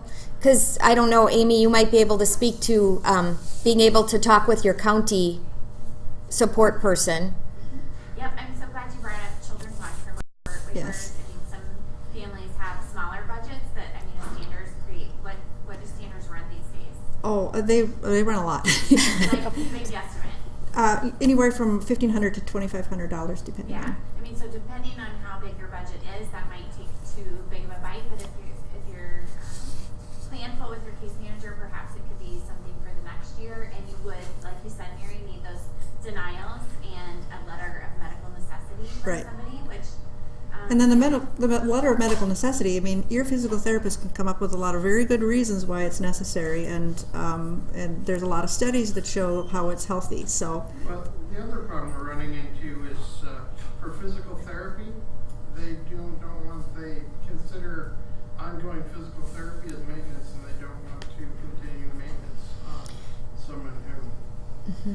So they would rather her go without physical therapy for a few months, let her slide backwards, lose mobility, then build it back up again, then discontinue it and let it slide back again. I believe they did there was just a ruling, though, that they have said that progress is not required as a benchmark for maintenance therapy. That's true. They've kind of, somebody pursued it all the way through a court case, and they did reasonably. And my understanding yeah. is that maintenance is considered appropriate for therapy. Right. It does have to be worded a very specific kind of way about what goals they're working on and why it takes a skilled therapist to be in the process, right. to be maintaining. So part of it is, you know, for us therapists who do the paperwork, it's so much of it is the wording. It is. And coming together as a community of therapists to share tips about what wording was successful for this group, what wording was successful for this group. Because if the wording isn't right, they will find a reason I literally to deny keep a it. file of wording that I've used that has worked, so I can use it again. It almost seems, well, because the therapist keeps telling us we can do it at home, it's just fine, and we keep telling her quit making her job seem worthless. If we can do it at home, why would you have a job? But right. Well, part of the process of writing the letters is to explain why a physical therapist's interventions are necessary, and you know, if your child has had an evidenced loss of skills without that intervention, you can say there's the proof right there. So. Yeah, but what they've told us is that, I don't want to get too far in the weeds, but what they've told us is that keeping her from degrading is not an excuse to keep doing physical therapy. I think you should contest that. Yeah. And I know the rule that Barry was talking about did take place for Medicare recipients, right. And so it might depend on the insurance that you have. If that becomes an issue with them paying for it, it might need to trickle into the other insurers as well. Yeah. So that could be an issue where the writing to the specific insurance for the medical necessity might be important as well, because it might be the therapist has tried that and is getting those denials. So that could play into it a bit as well. Yep.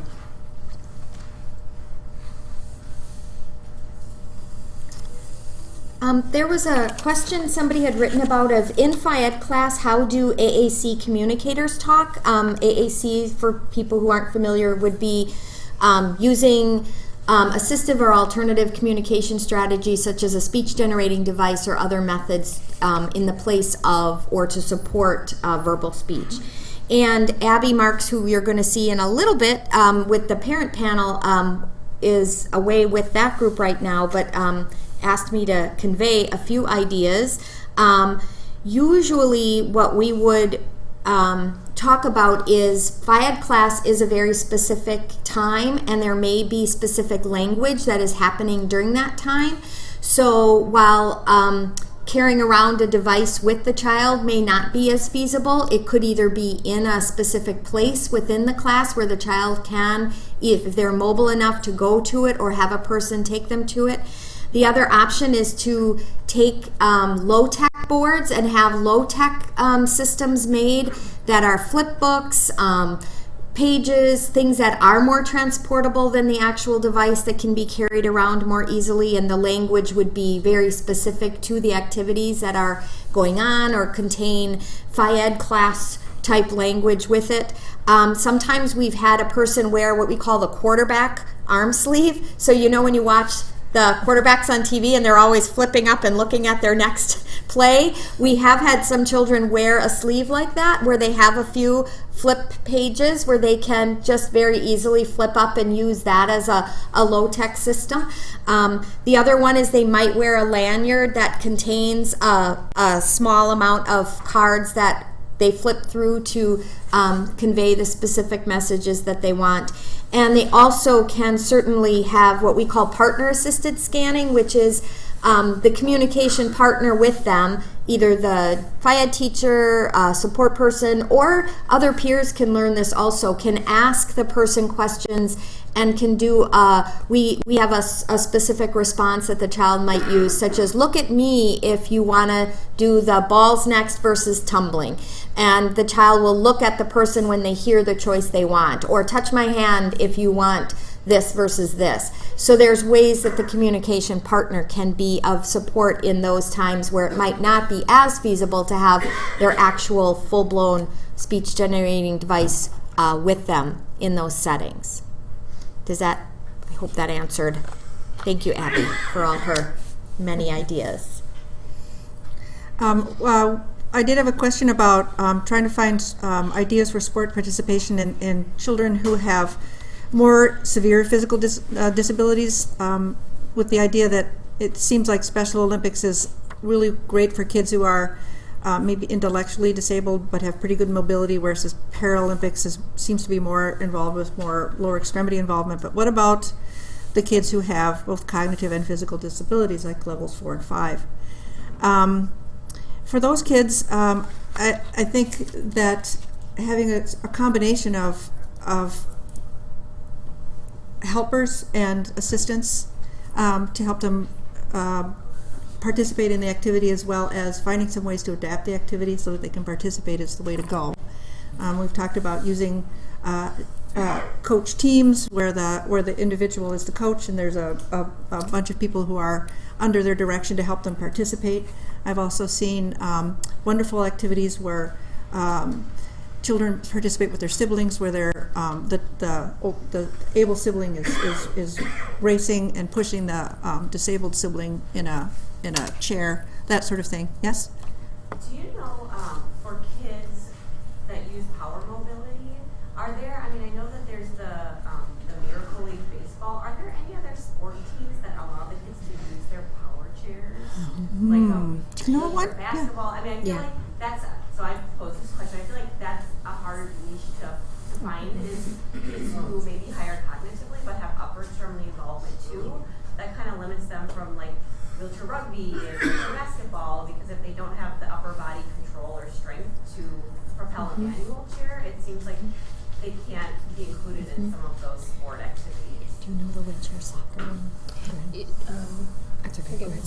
There are some activities, and it kind of depends on the community if it's available. In Madison, I'm not as familiar with all of them. I know the wheelchair basketball team in Madison kind of requires you to propel a manual chair. But there are many activities that can be done in a power wheelchair. So even doing soccer, and I forget the name of it. It might be power soccer, which is primarily performed in power wheelchairs, using a ball that's kind of bumped around with the chair itself. So there are sports that are designed specifically for individuals using power chairs. I've also had kids do power hockey, where they have the sort of a floor hockey game going with the hockey stick attached to their chair. Yeah. In other sports, it might just be a manner of talking to that league. So doing wheelchair football can be something that's done with an individual using a power chair, where instead of necessarily catching the ball, the league, especially if it's not necessarily a very competitive league, might allow that individual to just touch the ball instead of catching it and have that count as a catch, and use their power wheelchair and things like that. So it might just be talking to that specific league to find out if they would allow it. Is there a list of those things? Like, I'm a mom who would totally be in on that. So I appreciate Kelly's question. But just how do you connect, I guess, is the difference. We kind of brainstormed a list for this session today, and I can check with Teresa Palumbo if we either have the list. I'm not sure if we have it here today, but we can kind of pull back out all the different ones we had thought of. And I'll be honest, a lot of our work as therapists is we hear from families in all areas of the state, and we try to collect as many different references of things families have tried. Sometimes those events and agencies are still in business, sometimes they're not. Sometimes they were individual things that a family really worked out with somebody in their community, but we feel like, hey, if one person had some success and had the idea, another family might have some success. So we can definitely, if you make sure we get your stuff, your name, we can see if our list, Teresa. Yeah, I think we'll post it. We can post it on our website. And all the talks from today will be available on our YouTube channel, and we'll just post that list of the people who were here today, but actually it's a much larger list. Yeah, we had quite a... So, is that what's on the paperwork today? It's the Waisman Center website, and then if you just look under Day with the Experts, we have a landing page for Day with the Experts, and it has archives of previous events and resources and materials. And again, I want to really give a shout out to our families, because I have been so impressed over the years of how families have really thought of what's important to them as a family, the things they do with their other kids, and have really made very nice inroads when they have worked really hard to just connect with community members, people they know, and they have found ways to involve their family and their kids in activities. And again, it might not be a formal agency or a formal group, but they've been able to make connections to go spend time at a certain pool, or go to a certain place to do water walking, or be a part of a group that's already in existence with just a few little adaptations, and then their child can participate. And their child may only participate in the years where their sibling was also in it, but there was kind of an embracing of that as a concept. And I think families have really learned how they take it one year at a time, or one event at a time, or one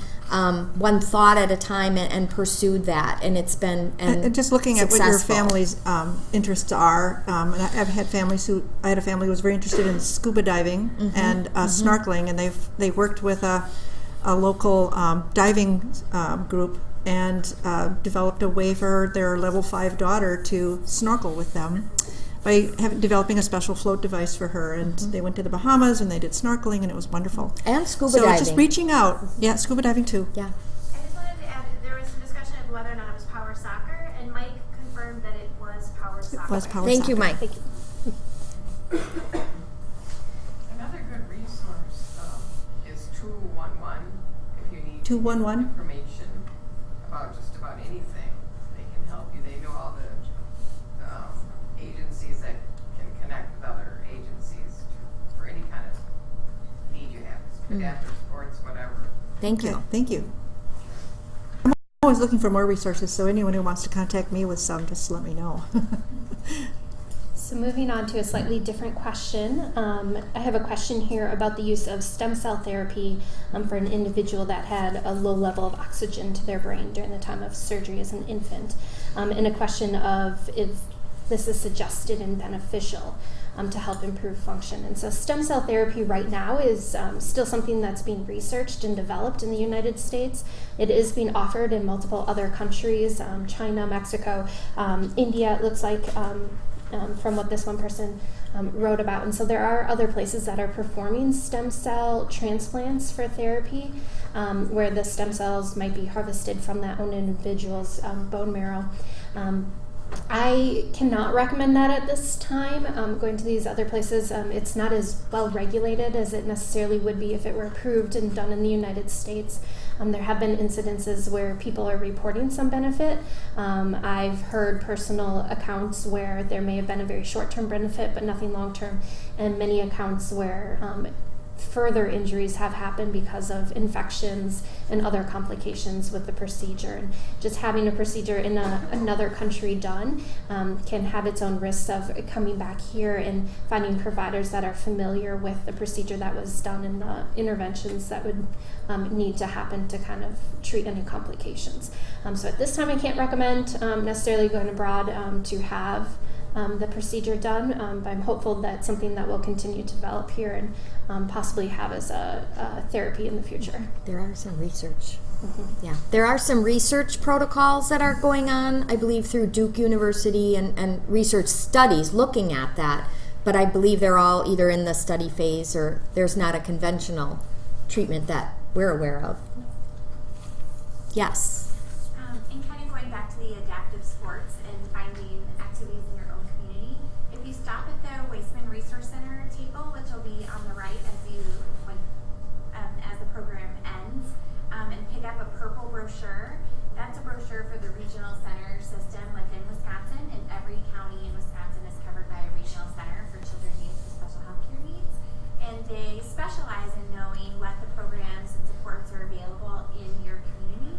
And so you are more than welcome to always call the Waisman Resource Center, and we can try to help as best we can.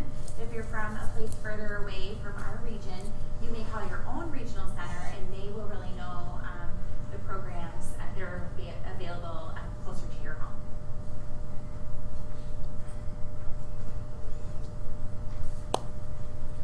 Thank you.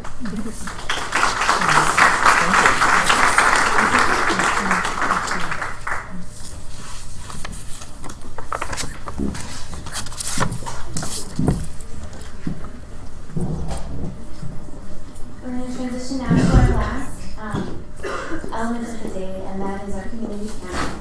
I love the presentations and the attention panel, but I can tell you one of my favorite parts is actually hearing from the families as they share their firsthand lived experiences. So we're going to invite them to take a place, and then Abby Marks will moderate.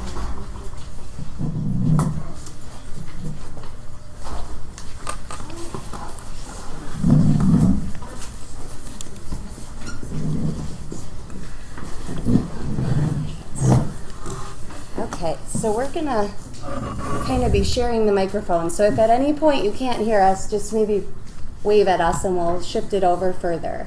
So we've got a great group with us today. We've got Nick, Ala, Lorraine, and Kiana, and they're gonna be answering a few questions that we got ahead of time first. But then if you guys have any specific questions, we'll open it up and you guys can ask, and then we'll kind of just move through the group and let them give responses from their own experiences, all right? So the first thing that we're going to start with talking about is just kind of each of your guys' experiences with inclusion in your community and inclusion in the school and activities. So maybe for this first one, we'll just go right down the line. If you want to go first, Nick. Sure. For inclusion, our daughter is in a wheelchair, and the one experience that we just recently had was with our school district. Everyone goes to the pumpkin patch. And her being in kindergarten, this was the first year, was a real test to see how the school was going to include her. And her teachers actually called ahead to the pumpkin patch and found out that they'll have a wheelchair accessible cart. They'll provide a space to change her diapers, feed her. They'll make sure that they'll be able to clean her wheelchair before she gets back on the bus, because obviously you go out to the pumpkin patch, it's a little bit muddy. So to hear that the school actually did this without being prompted to fight for us, really, it was very satisfying knowing that they've set the foundation for what the future will be like, and we're already in a pretty good school district and have no plans of ever moving. That's great. So for Baba, it's about the same thing, because he does use a wheelchair and a walker as well. And we are lucky because, it can walk with a walker, so it's pretty much easier than older kids that have to be in a wheelchair and things like that. So the school does an amazing job. Just like you said, they always prep and make sure everything is set for the kid. It does have a teacher who's with them constantly, and they let him be and enjoy just as older kid. All they have to tell him is just to slow down, because he goes really fast. So he constantly has to be reminded to just slow down. He loves to walk, because he has not been able to walk since he was 4, and it's amazing, So we don't really have any issue with inclusion. Wherever we go, it's walker accessible. If it's not, we just pick him up. He can lift his walker too, and we can help him out like a superhero, kind of. So that works. I have to say that Madison is really great about inclusion. I'll give you an example. A couple summers ago, we go to physical therapy in one of the hospitals, and the lady in the coffee shop, she said, "You have to watch this video." And I was like, okay. And it was this older man. He was probably in his 60s, and he was just kind of looking all down. And then after the video was complete, he had this big smile on his face. And what he just got done doing was water skiing. So she told me to go and to Brittenham Park, Monona Bay, and we went to watch. And right away they ran up to us, "Do you want her to go?" And I was like, let me just watch. So then, and then after I saw it, and they said, the only thing we're concerned about is, her neck. So I said, so the next time we went, she went water skiing, and that's what she's been doing in the summertime. And it was just this group of people from Cossack skiers and Merrimack. They do it for anybody who's disabled or, who has a problem with mobility. And I have to say, it was just a wonderful experience, and that's what Kiana does in the summer. Cool. And I forgot, I talked to Kiana ahead of time, and she wanted to be able to say hi to everybody through the microphone. So I think this might be a great opportunity for her to do that before we move to the next question. Oh, she's too shy. Oh. It's too shy, you know. That's okay, Kiana. If you feel like you're ready to tell us something in a little bit, you can certainly let us know, okay? So the next thing that we had a question about and that we're going to let everybody talk about is kind of describing each of their experiences with different recreational activities, since that's kind of the theme of a lot of the talks today, and then just talking about any obstacles they've experienced as well as the supports that have been the most important. So maybe we'll go the opposite direction this time. Lorraine, if you want to tell us first a little bit about Kiana's involvement. She's getting a lot of cool activities. Well, what we're currently doing now through the Madison Ice Arena is ice skating. When we first went, they had like hockey sleds, and she really couldn't go because she needs if you see, she needs a lot of support. So then I thought, I'll bring her gait trainer. So we adjusted her gait trainer. It has all these supports, and the last time we went, there was a group of girls that were in a session before us, and they were doing the synchronized skating. And I had Kiana positioned her so she could watch them. And as soon as we were able to go on the skate, she was gone. She was doing really good. So I was happy about that. She's done a lot of different activities. She's did horseback riding through 3 gates. She's did swimming. We're going to try rollerblading in gym at school sometime next week. She's did bowling. She has an adaptive bike. And we also put her in a scooter board and pull her down the halls of her school. She loves that because she screams down the hall with that. So we do a lot of things, and it's really key to reposition her, because, you know, just sitting all day, I get tired sitting. I get up and walk around. So I can just imagine how she feels. So we always reposition her either in a stander, her gait trainer, or, you know, laying her down on a mat. Perfect. That's great. Awa, do you have anything you want to add about? Sure. I'm pretty sure you guys already figured out that English is not my first language because I'm not from here originally. So we are from Ivory Coast, and Baba is here on a visa. So things seem to be a little tougher for us because we don't have access to the rest. Mm-hmm.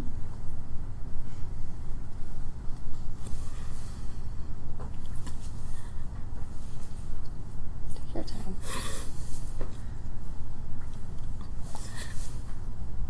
I was hesitant to come here. No. So things are a little different for us because we don't get access to things easily, and we have to make thousands of phone calls all the time. Mm-hmm. The Waisman Center has been amazing. We just got a wheelchair earlier this year. Mm-hmm. It was a gift from the Comfort Company after waiting for 2 years. It doesn't have insurance because the insurance dropped us because I was a primary on the insurance. I was going to school, and they dropped my kid because it was too much, you know, for the bills and all things. So it was a tough time because we do borrow a walker from the hospital. Mm-hmm. It's not even ours yet.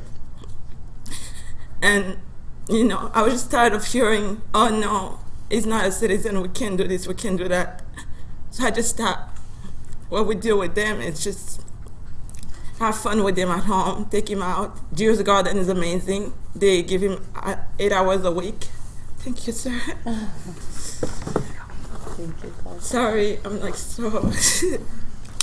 No, take your time. I think probably everybody has experienced things like this where you do have to be such an amazing advocate for your family, and one of the things we were talking about backstage is just the importance of building a network of resources around yourself, whether that's other parents, your own family, the resources in the community and all of that. And it's not a small thing to establish that network. So I think it's so great that you have been able to be such a strong advocate and fight for what Baba needs and make the connections with people that can help you with those things. Because it's hard hearing that he can't do this because he doesn't have the status. I mean, he's on a visa and he goes to school here, you know, in Verona district, and he's like any other child, you know. He does have limitation. He has cerebral palsy. He didn't choose to have cerebral palsy.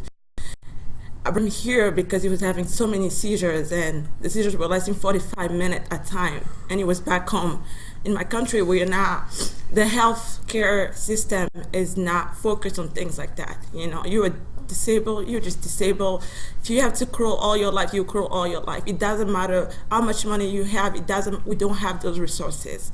People are more focused on other things like HIV, cancer, because those are, real things for them. Disability is just a disability. You have to move on with your life. You might not even be able to attend school. My family did an amazing job with Baba because they tried to put him in a school where it was only a disabled kid. And unfortunately, all the kids were together, Down syndrome, cerebral palsy. So they would just have the same system for all of them, the same plans. Nothing was adapted. And Baba was crawling until he was 4 years old. And I decided to go back home and brought him back here. I was just a student, full-time student. And, I'm a mother. And I just couldn't sit here and watch my son like that, And I brought him here. It took some time to get him into the healthcare system too, because we had to wait, I think, 6 months for our first appointment in neurology. And, I had to tell them that we had no meds anymore because we were running out of the medication, and they rushed us into, the first spot that Dr. Shu had open. Mm-hmm. And he's the one that first diagnosed Baba with cerebral palsy, because I did my researches on it. And nothing was said back home. He just had delays. That's just the way they say it.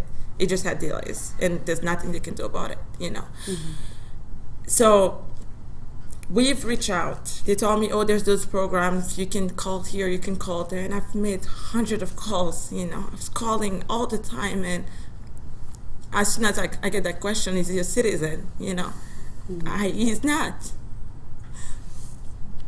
Mm-hmm. But I'm very grateful that I met all those wonderful people. And the Waisman Center has been amazing, that's for sure. And now we do have a wheelchair. Baba is involved in the community, goes to school, he loves his class. Country View in Verona is an amazing school, and we'll do anything to stay there. I even told him one time that I would even live on the street just for him to go there, because we had to move out and it was hard for us to find a place. And I'm like, I don't care about sleeping in my car as long as Baba goes to school here, So it's a little tough for us, but Baba is a happy kid, and I wish he was here today.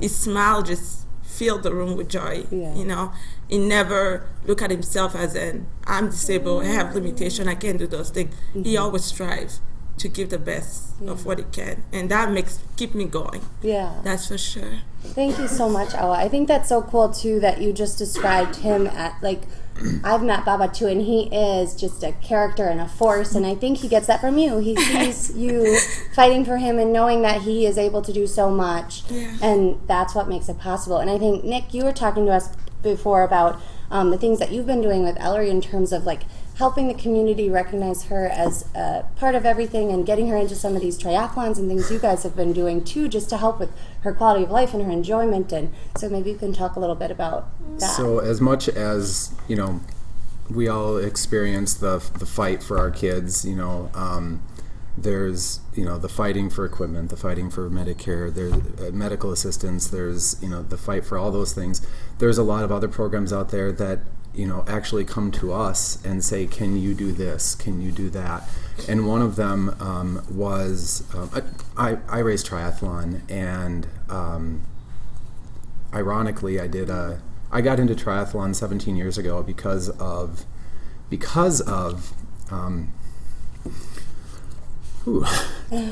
okay. It's okay. We've all done it. You're in the right place. So, because of a father-son that the son has cerebral palsy, Dick and Rick Hoyt. Dang it. It's okay. And this was before I even had any kids. My daughter's only 5 years old. So 17 years ago, I saw Dick pushing his son on an Ironman, and I thought, someday I'd like to do that. And not that, I wasn't thinking that at the time. I was thinking I'd like to do a triathlon and maybe have my kids cross them at the finish line eventually when I have kids. 12 years later, now I have a child with a disability and cerebral palsy, and someone had to remind me of why I got into triathlon in the first place. And there's actually a program out there called My Team Triumph that provides all the equipment. They provide the raft, they provide the cart. You have to provide your own bike, and you have to provide your own legs. But I had the opportunity to participate in a triathlon with my daughter that she won't be able to do one of these in any other realm. But you go to any race now. You go to go to the, I think the Madison Marathon is tomorrow. They're going to be there. I did a half marathon here 2 weeks ago. They were there. And now, because I had the opportunity to do the triathlon where I pulled her in the raft, I pulled her on the bike in a specially made cart, and I pushed her in that same cart for the run, and it was only a sprint, so it was a short race. Now we are in the process of purchasing our own equipment, ironically, from Dick and Rick Hoyt. So things have come full circle. I actually had the opportunity to meet them. If you think this is a bad cry, you should have seen me when I met them the first time. Because of how much they have meant to my life, not only in the triathlon world, but inspiring me and other people just like us to continue fighting for our kids. So, there's the triathlon world. You talk about 3 Gates and the horseback riding. We'll talk about this afterwards. There's another program here in Madison that just opened in the last year that is for horseback riding that, we live in Madison. 3 Gates is down in, Stoughton? Like Oregon, I think. Yeah, it's a good half-hour drive. There's another program that just opened up here in Madison that we're starting to look into that does the exact same thing. It's becoming more normal. So there's going to be more. We're seeing more and more experiences, more and more recreational activities for our kids, and they come to us more often than we go to them. But it's also hearing stories from you guys, hearing stories from other parents that that have opened the doors for us to be able to do things like this. Mm-hmm. That's great.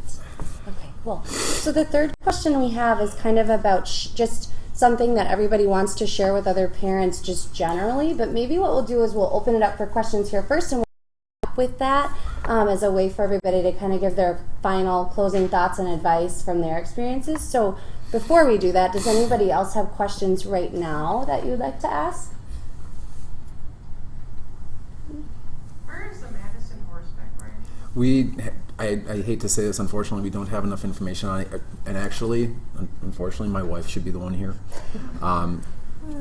Obviously, moms fight a lot harder. I hate to admit that, but my wife fights way harder than I do. But that's also because she's in the medical field. So the horse training, I believe, is on the east side of Madison. I apologize, I don't have that information. I can always get it. I think Heartbeat, it was something like Heartbeat. We have it somewhere. And so maybe if there's like a share on the website with the information from today, like the slides and things, we can also put that up there. But it's something with Heartbeat in the name, I think is. Let me see if I can get it while we're talking. Okay, perfect. Okay, thank you. Yeah, any other questions? Yeah, go ahead. Are any of you involved in parent groups or things like that? I'm just wondering about best resources. I've heard over and over that families are teaching their therapists things and parents are kind of working together. And we have a fairly new CP diagnosis, and I'm just curious kind of what parent groups have been most helpful. Yeah. I'll repeat the question too, just in case anybody didn't hear. So she's wondering about what parent groups have been especially helpful in making connections related to resources and helping parents have ideas for what they can advocate for. So yeah, Nick, I know you had mentioned a group that you're part of on Facebook, and then we can have everybody. Obviously, this is specific to our child and specific to not everybody is this way, but our daughter is tube fed, and not just tube fed, but we make her diet. We blend her diet at home. So there's a Facebook page called Blenderized Diet that's all it talks about. And so it's a Facebook page. So it's nationwide. It's worldwide. So there's a lot of great tips, great ideas for blenderized diets. But there's a Facebook page for just about everything. And if you look it up, you'll find it. I know my wife is involved in a program for parents with cerebral palsy. Again, my wife should be the one that's up here. So if I can get that information, I'll try to pass it along so that it's up here. I apologize. I thought I was only here for the blender diet. You're good. You're great. Lorraine, I know you talked too about even just meeting people in the community and making connections that way. So if you can talk about some of your resources in parent groups. Well, I don't have a group that I follow or go to, because I don't like Facebook, sorry. But I talk to people. I talk to a lot of people, so I kind of do a lot of research, word of mouth, that kind of thing, so to find out what's available to, Kiana, and I do a lot of networking, personal, to people I meet, because I would like to talk to you more about things that I can help you with. So it's just things like that, that we do. Yeah, and I think that you are you're so good about just kind of putting yourself out there. So I think that's one piece of advice to people is it might not feel like, your initial reaction to just go up to somebody who you see who maybe has a child with a disability or something like that. But in my experience, the community of people is just so embracing and so open. So sometimes just being willing to go outside of your comfort zone and talk to somebody new is a great way to make a connection. One thing I have to say is I don't hide Kiana away. We try to, I look for things for her to do. I'm a tired woman, let me tell you. I'm tired now, but I do it because if I don't do it, who's gonna do it for her? I'll give you an example. One time, in order, when she was little, I used to try to get her to drink out of a straw. To drink out of a straw, so I would go through the drive-through. And then one time, it was a Subway that didn't have a drive-through, so I parked really close, and I ran in, and I came back out, and there she was flooded with tears. She wanted to experience that, because when we go grocery shopping, we go when it's crowded, and I don't like going when it's crowded, but Kiana does. So, because if you know Kiana says hi to everybody. She says hi, we ride the bus, hi. Hi, and if she sees somebody that looks good to her, hi. She's funny. So, just take your child out there, Take your child out there, let them experience the world, because you have to, because, you're their only advocate. Mm-hmm. Awa, do you have anything to add? Yeah, depending on where you live, if you live on the west side, right now, starting Wednesday, my son old teacher, Mrs. Fronek, she has a son who has cerebral palsy too. But I was going to her class, so it was great for us to meet. And she's starting this class called NutriHeart. Basically, she will teach parents about, her ways to deal with her kid having special needs. Because I think you know Fronek, right? Mm-hmm, yeah. Mm-hmm, So her kid having special need, how she copes with it, and I think we'll have to share our little tips, whatever we all do, because every kid is different, of course.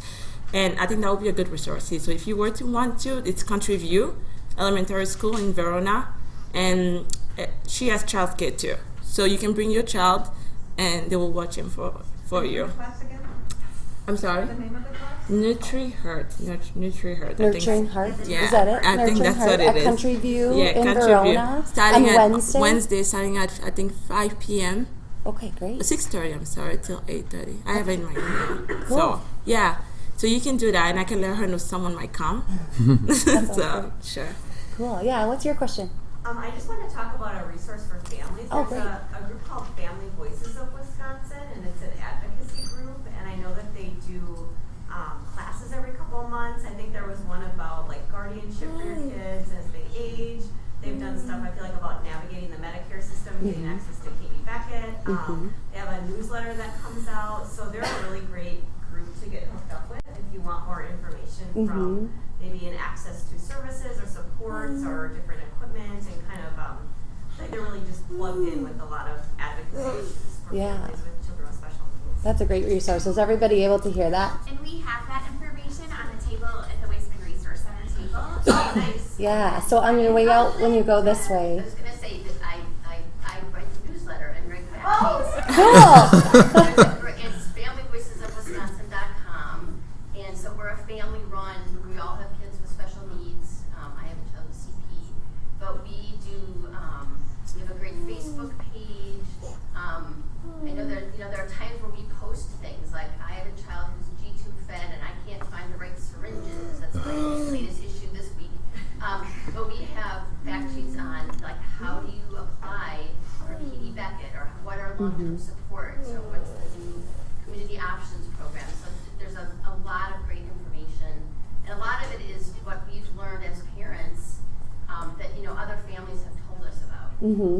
That's great.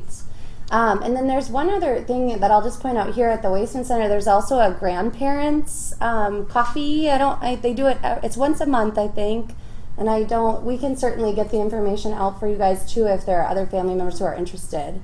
There's a sheet that you can pick up on the Waisman resource table that talks about this grandparents network, and there are so many resources out there for individuals and families, but we felt that there was really a gap in having kind of a support group for grandparents. And the grandparents that come, they have children with different diagnoses, but again, it's a supportive environment.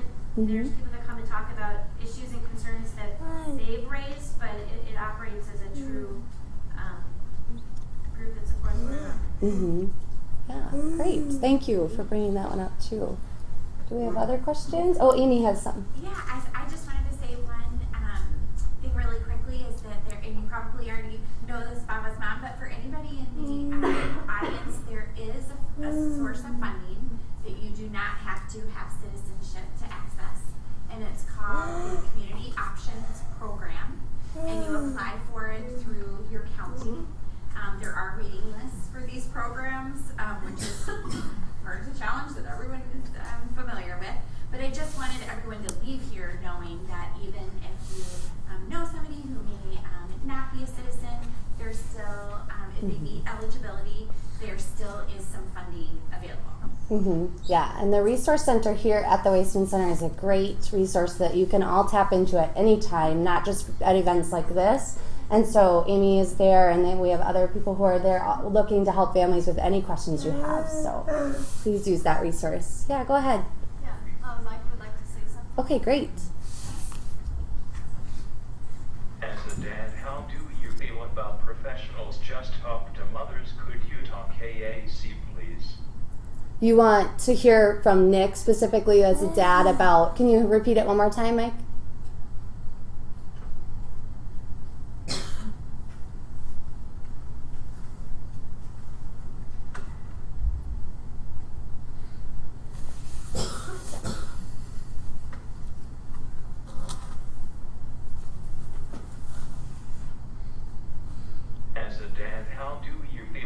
Professionals just up to mothers. How do you feel about professionals? Oh, what's your experience with people kind of looking at mom as the primary? That's a great question, Mike.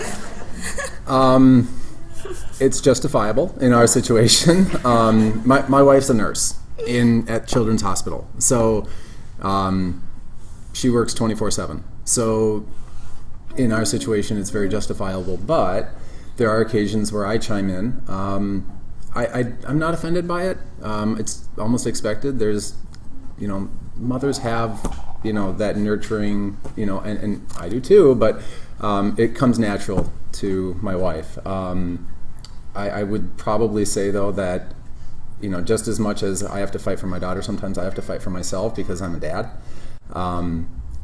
It's as a dad, it's not expected that I do these things, and so they automatically hand something medically to my wife, and I'm like, no, I'm the one that handles the feeding, I'm the one that handles this, so I'll take that, or I'm the one that handles the vision, the speech, or the vision, or a few other things, and they're always calling asking for my wife. I don't take offense to it just because it's expected. It's I hate to say it, but in our society it is expected. I think it's cool too. You were talking earlier about when you submitted your bio for today, and you put you and Nicole in there, even though Nicole couldn't be here, because you were just describing like, I'm not a single dad. We do this together. We're a team, and so I think that was a cool perspective to ask about, Mike. And I think it's neat that you guys kind of approach it really as a team, and you're each taking roles. And one thing we've learned is conquer and divide. I mean, that's probably everybody knows that definition is conquer and divide. If you are doing it by yourself, all the power to you, but for those of us that are able to conquer and divide, it's we do what we can when we can, and however we handle it, we make it work. Yeah, and I think I saw one up in the middle. Yeah, go ahead. I was going to say, I don't know how many parents are here with the children's CP and have other siblings that aren't disabled, but there's a great organization called Wisconsin. I don't know if you guys are familiar with them, but they do a wonderful job with providing support for the siblings of kids with special needs. Oh, cool. My youngest daughter here attended quite a few of their things, but recently they've branched out and they're statewide, and they also offer support with planning with, helping with planning of what to do with, as a parent, you're not always going to be there for your kids, and what to do. It's not fair to have to put that onus on the siblings, so they help out with planning in that respect and that kind of stuff. So, they've really branched out lately, and it's wisconsibs.com is the resource there. Okay, great. They do Christmas parties and they do camping things, and once a month they get together and do activities with the siblings and stuff like that. But cool. anyways, but that's a great resource. That's awesome. Yeah, as a father with a daughter with cerebral with CP, you have to be a unrelenting lion. I live in an area where the resources aren't nearly as plentiful, and you have to fight for every last inch. And there's a lot of people that detest me every time they see me, but that's their problem, not mine. So there you go. And it's Wisconsin, like WISCON-SIBS? Yeah. Okay, cool. Wisconsibs.com. That's great. Thank you very much. I think maybe let's take one more question from the audience, and then we'll go to kind of your guys' wrapping thoughts. Yes. Yeah, go ahead, Christina. I think that's you. I can. The lights are bright. So I have a 2.5-year-old, and I like to take him out in the community as well, but it's getting physically challenging, and it's not going to get any easier. I'm just wondering if you found any, you have older kids, found anything that helps or any ideas? That's a great question. Do you want to go first, Awa? So, what was the question? She's wondering, the question was, right now her son is smaller, but she knows that it's only going to get harder and harder to get out into the community and have accessible resources. And so if you found any tools or places or helpful things that make it easier to get out into the community. So I used to pick up Baba all the time. It did not matter how heavy he was. I used to pick him up all the time. And then when he got his walker, it made life a little easier. So I don't know about your kid, if he's going to use a walker or wheelchair. It depends. Walker is more accessible because you can fold it, pick him up. If it's like, something that you have to go over, pick the baby up, pick the walker. It's hard. To be honest, it's crazy. You got to be strong. So you have to work those muscles. And because I'm not going to lie to you, people will hold doors for you, help you out sometime, but I do it on my own. I used to do it on my own. Thankfully, I got married, and this man is amazing. He helps me a lot with Baba, and he's stronger than me. So to go down for the bus now, you just pick him up, pick up the walker, and goes down. With Baba before, I used to pick him up, go down, take his stuff, go down, take the walker, go down, It's always like that. It was always challenging. So I don't set any limitation and tell my son, okay, this is not wheelchair accessible, not walker accessible, we can't go there. We go wherever we should go. It doesn't matter what it is. If it's a grocery store, he loves to push the cart, then guess what? He leaves his walker behind him. So I fold it, put it on the side, he pushes the cart, I stay behind him, just make sure he doesn't fall, bump into stuff. You will have to learn those things on your own. I'm not sure there's like tips, out there, like something that I can tell you that's going to make it easy, but you have to be tough. From my experience, you have to be tough. That's what I think. Well, I'll give you my experience. When Kiana was littler, I had several appointments, and I broke that wheelchair down and put her in the car about 12 times in one day. And I thought, this is ridiculous. So it's not It's funny. not for Kiana. Kiana likes it. So it got to be too much. So as she got bigger, I thought, I'm going to have to either get a vehicle and get it adapted, get rid of my vehicle and get a different vehicle and get it adapted so that I can wheel her in. But we applied for paratransit rides, and what happened there, they didn't want to give it to us because they said children her age normally don't take children who don't have disabilities normally don't take the bus. So I had to appeal it, and I was reading the American Disabilities Act about 3 times in one night, and I went into that appeal. I said, nowhere does it say age. So you have to fight for your child. And that's what I did, and they approved it. So now we get around through paratransit rides. So that's an option that you can use, but I understand it's hard. When they get bigger and they get heavier, it will take a toll on you. I think first off, I'm not sure your child's mobility, but get a chiropractor. Get a good one. I see a chiropractor now once a week because of my daughter. She's 5, she's 45 pounds, and yeah, gotta lift everywhere you go. And I think the other thing, no resources or anything. I think for me it was more of just getting over the idea that people were staring, people were watching, people were looking, people were judging. I just had to get over that personally and just say, you know what? Who cares? Going to restaurants, that was my biggest fear of going to a restaurant with a family. I've got 3 kids, a family of 5 going to a restaurant and everybody just staring and, having this wheelchair that's bulky and I had to get over that fear and just go out and do it.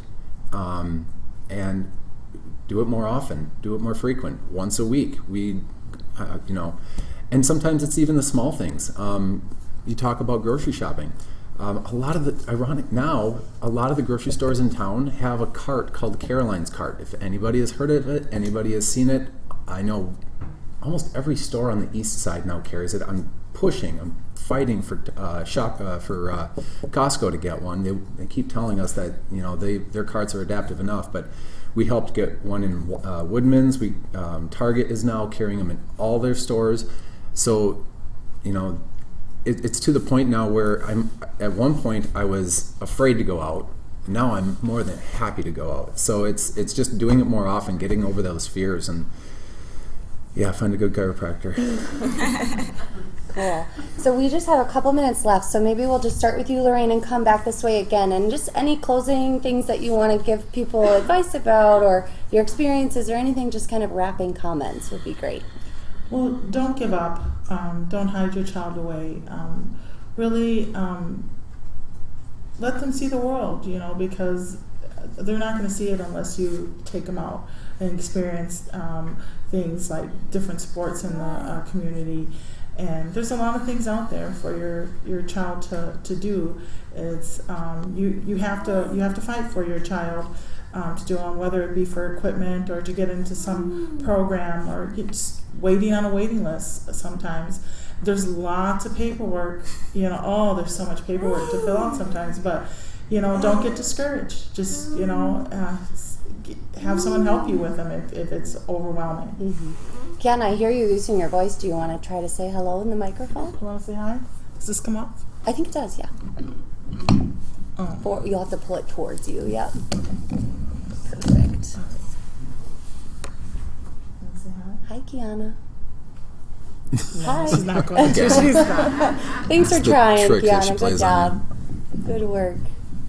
All right. Ella, anything you want to wrap up with? Well, I guess I just want to say, embrace it. It's hard.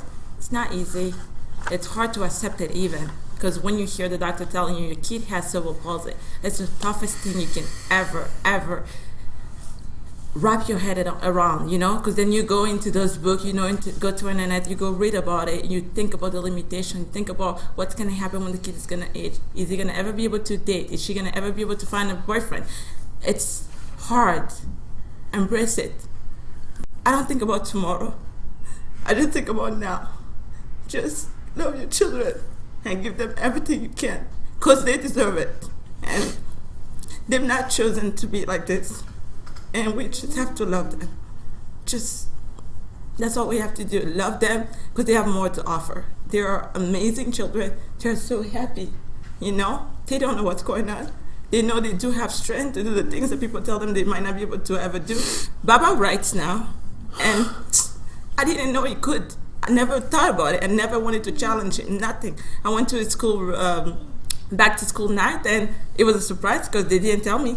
So I was sitting there, and then they had to, every kid has to write the name because he's now in kindergarten.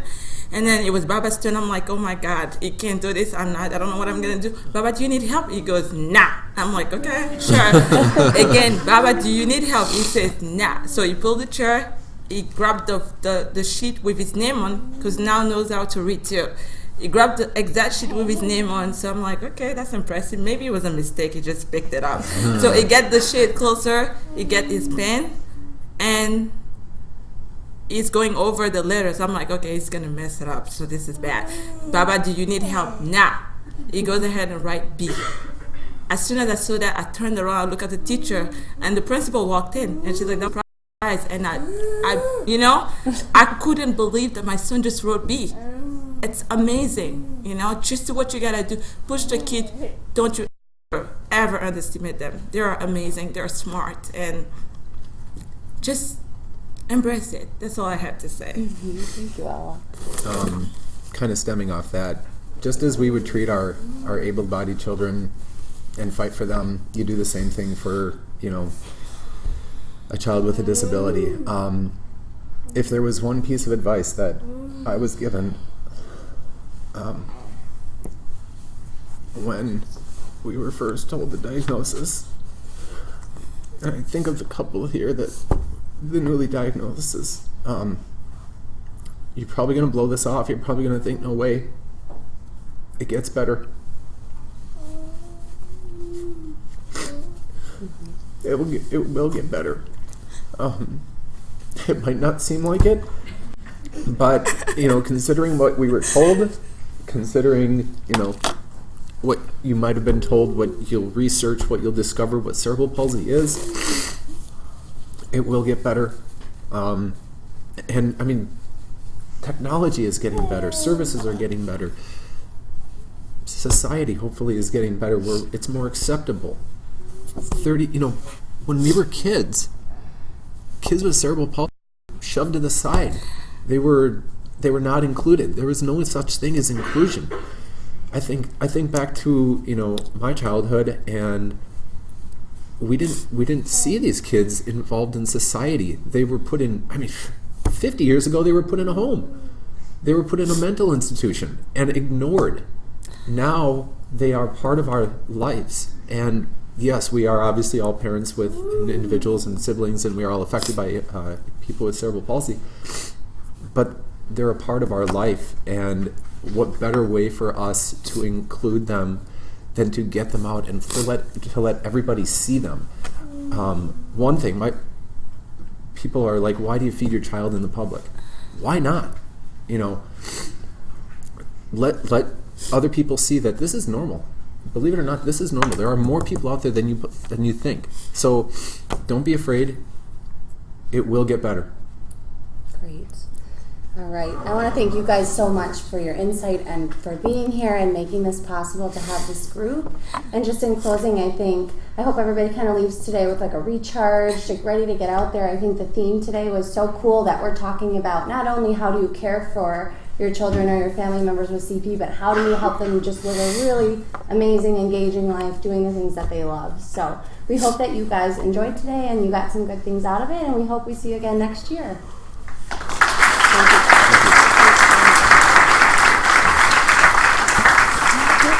Information. Yeah.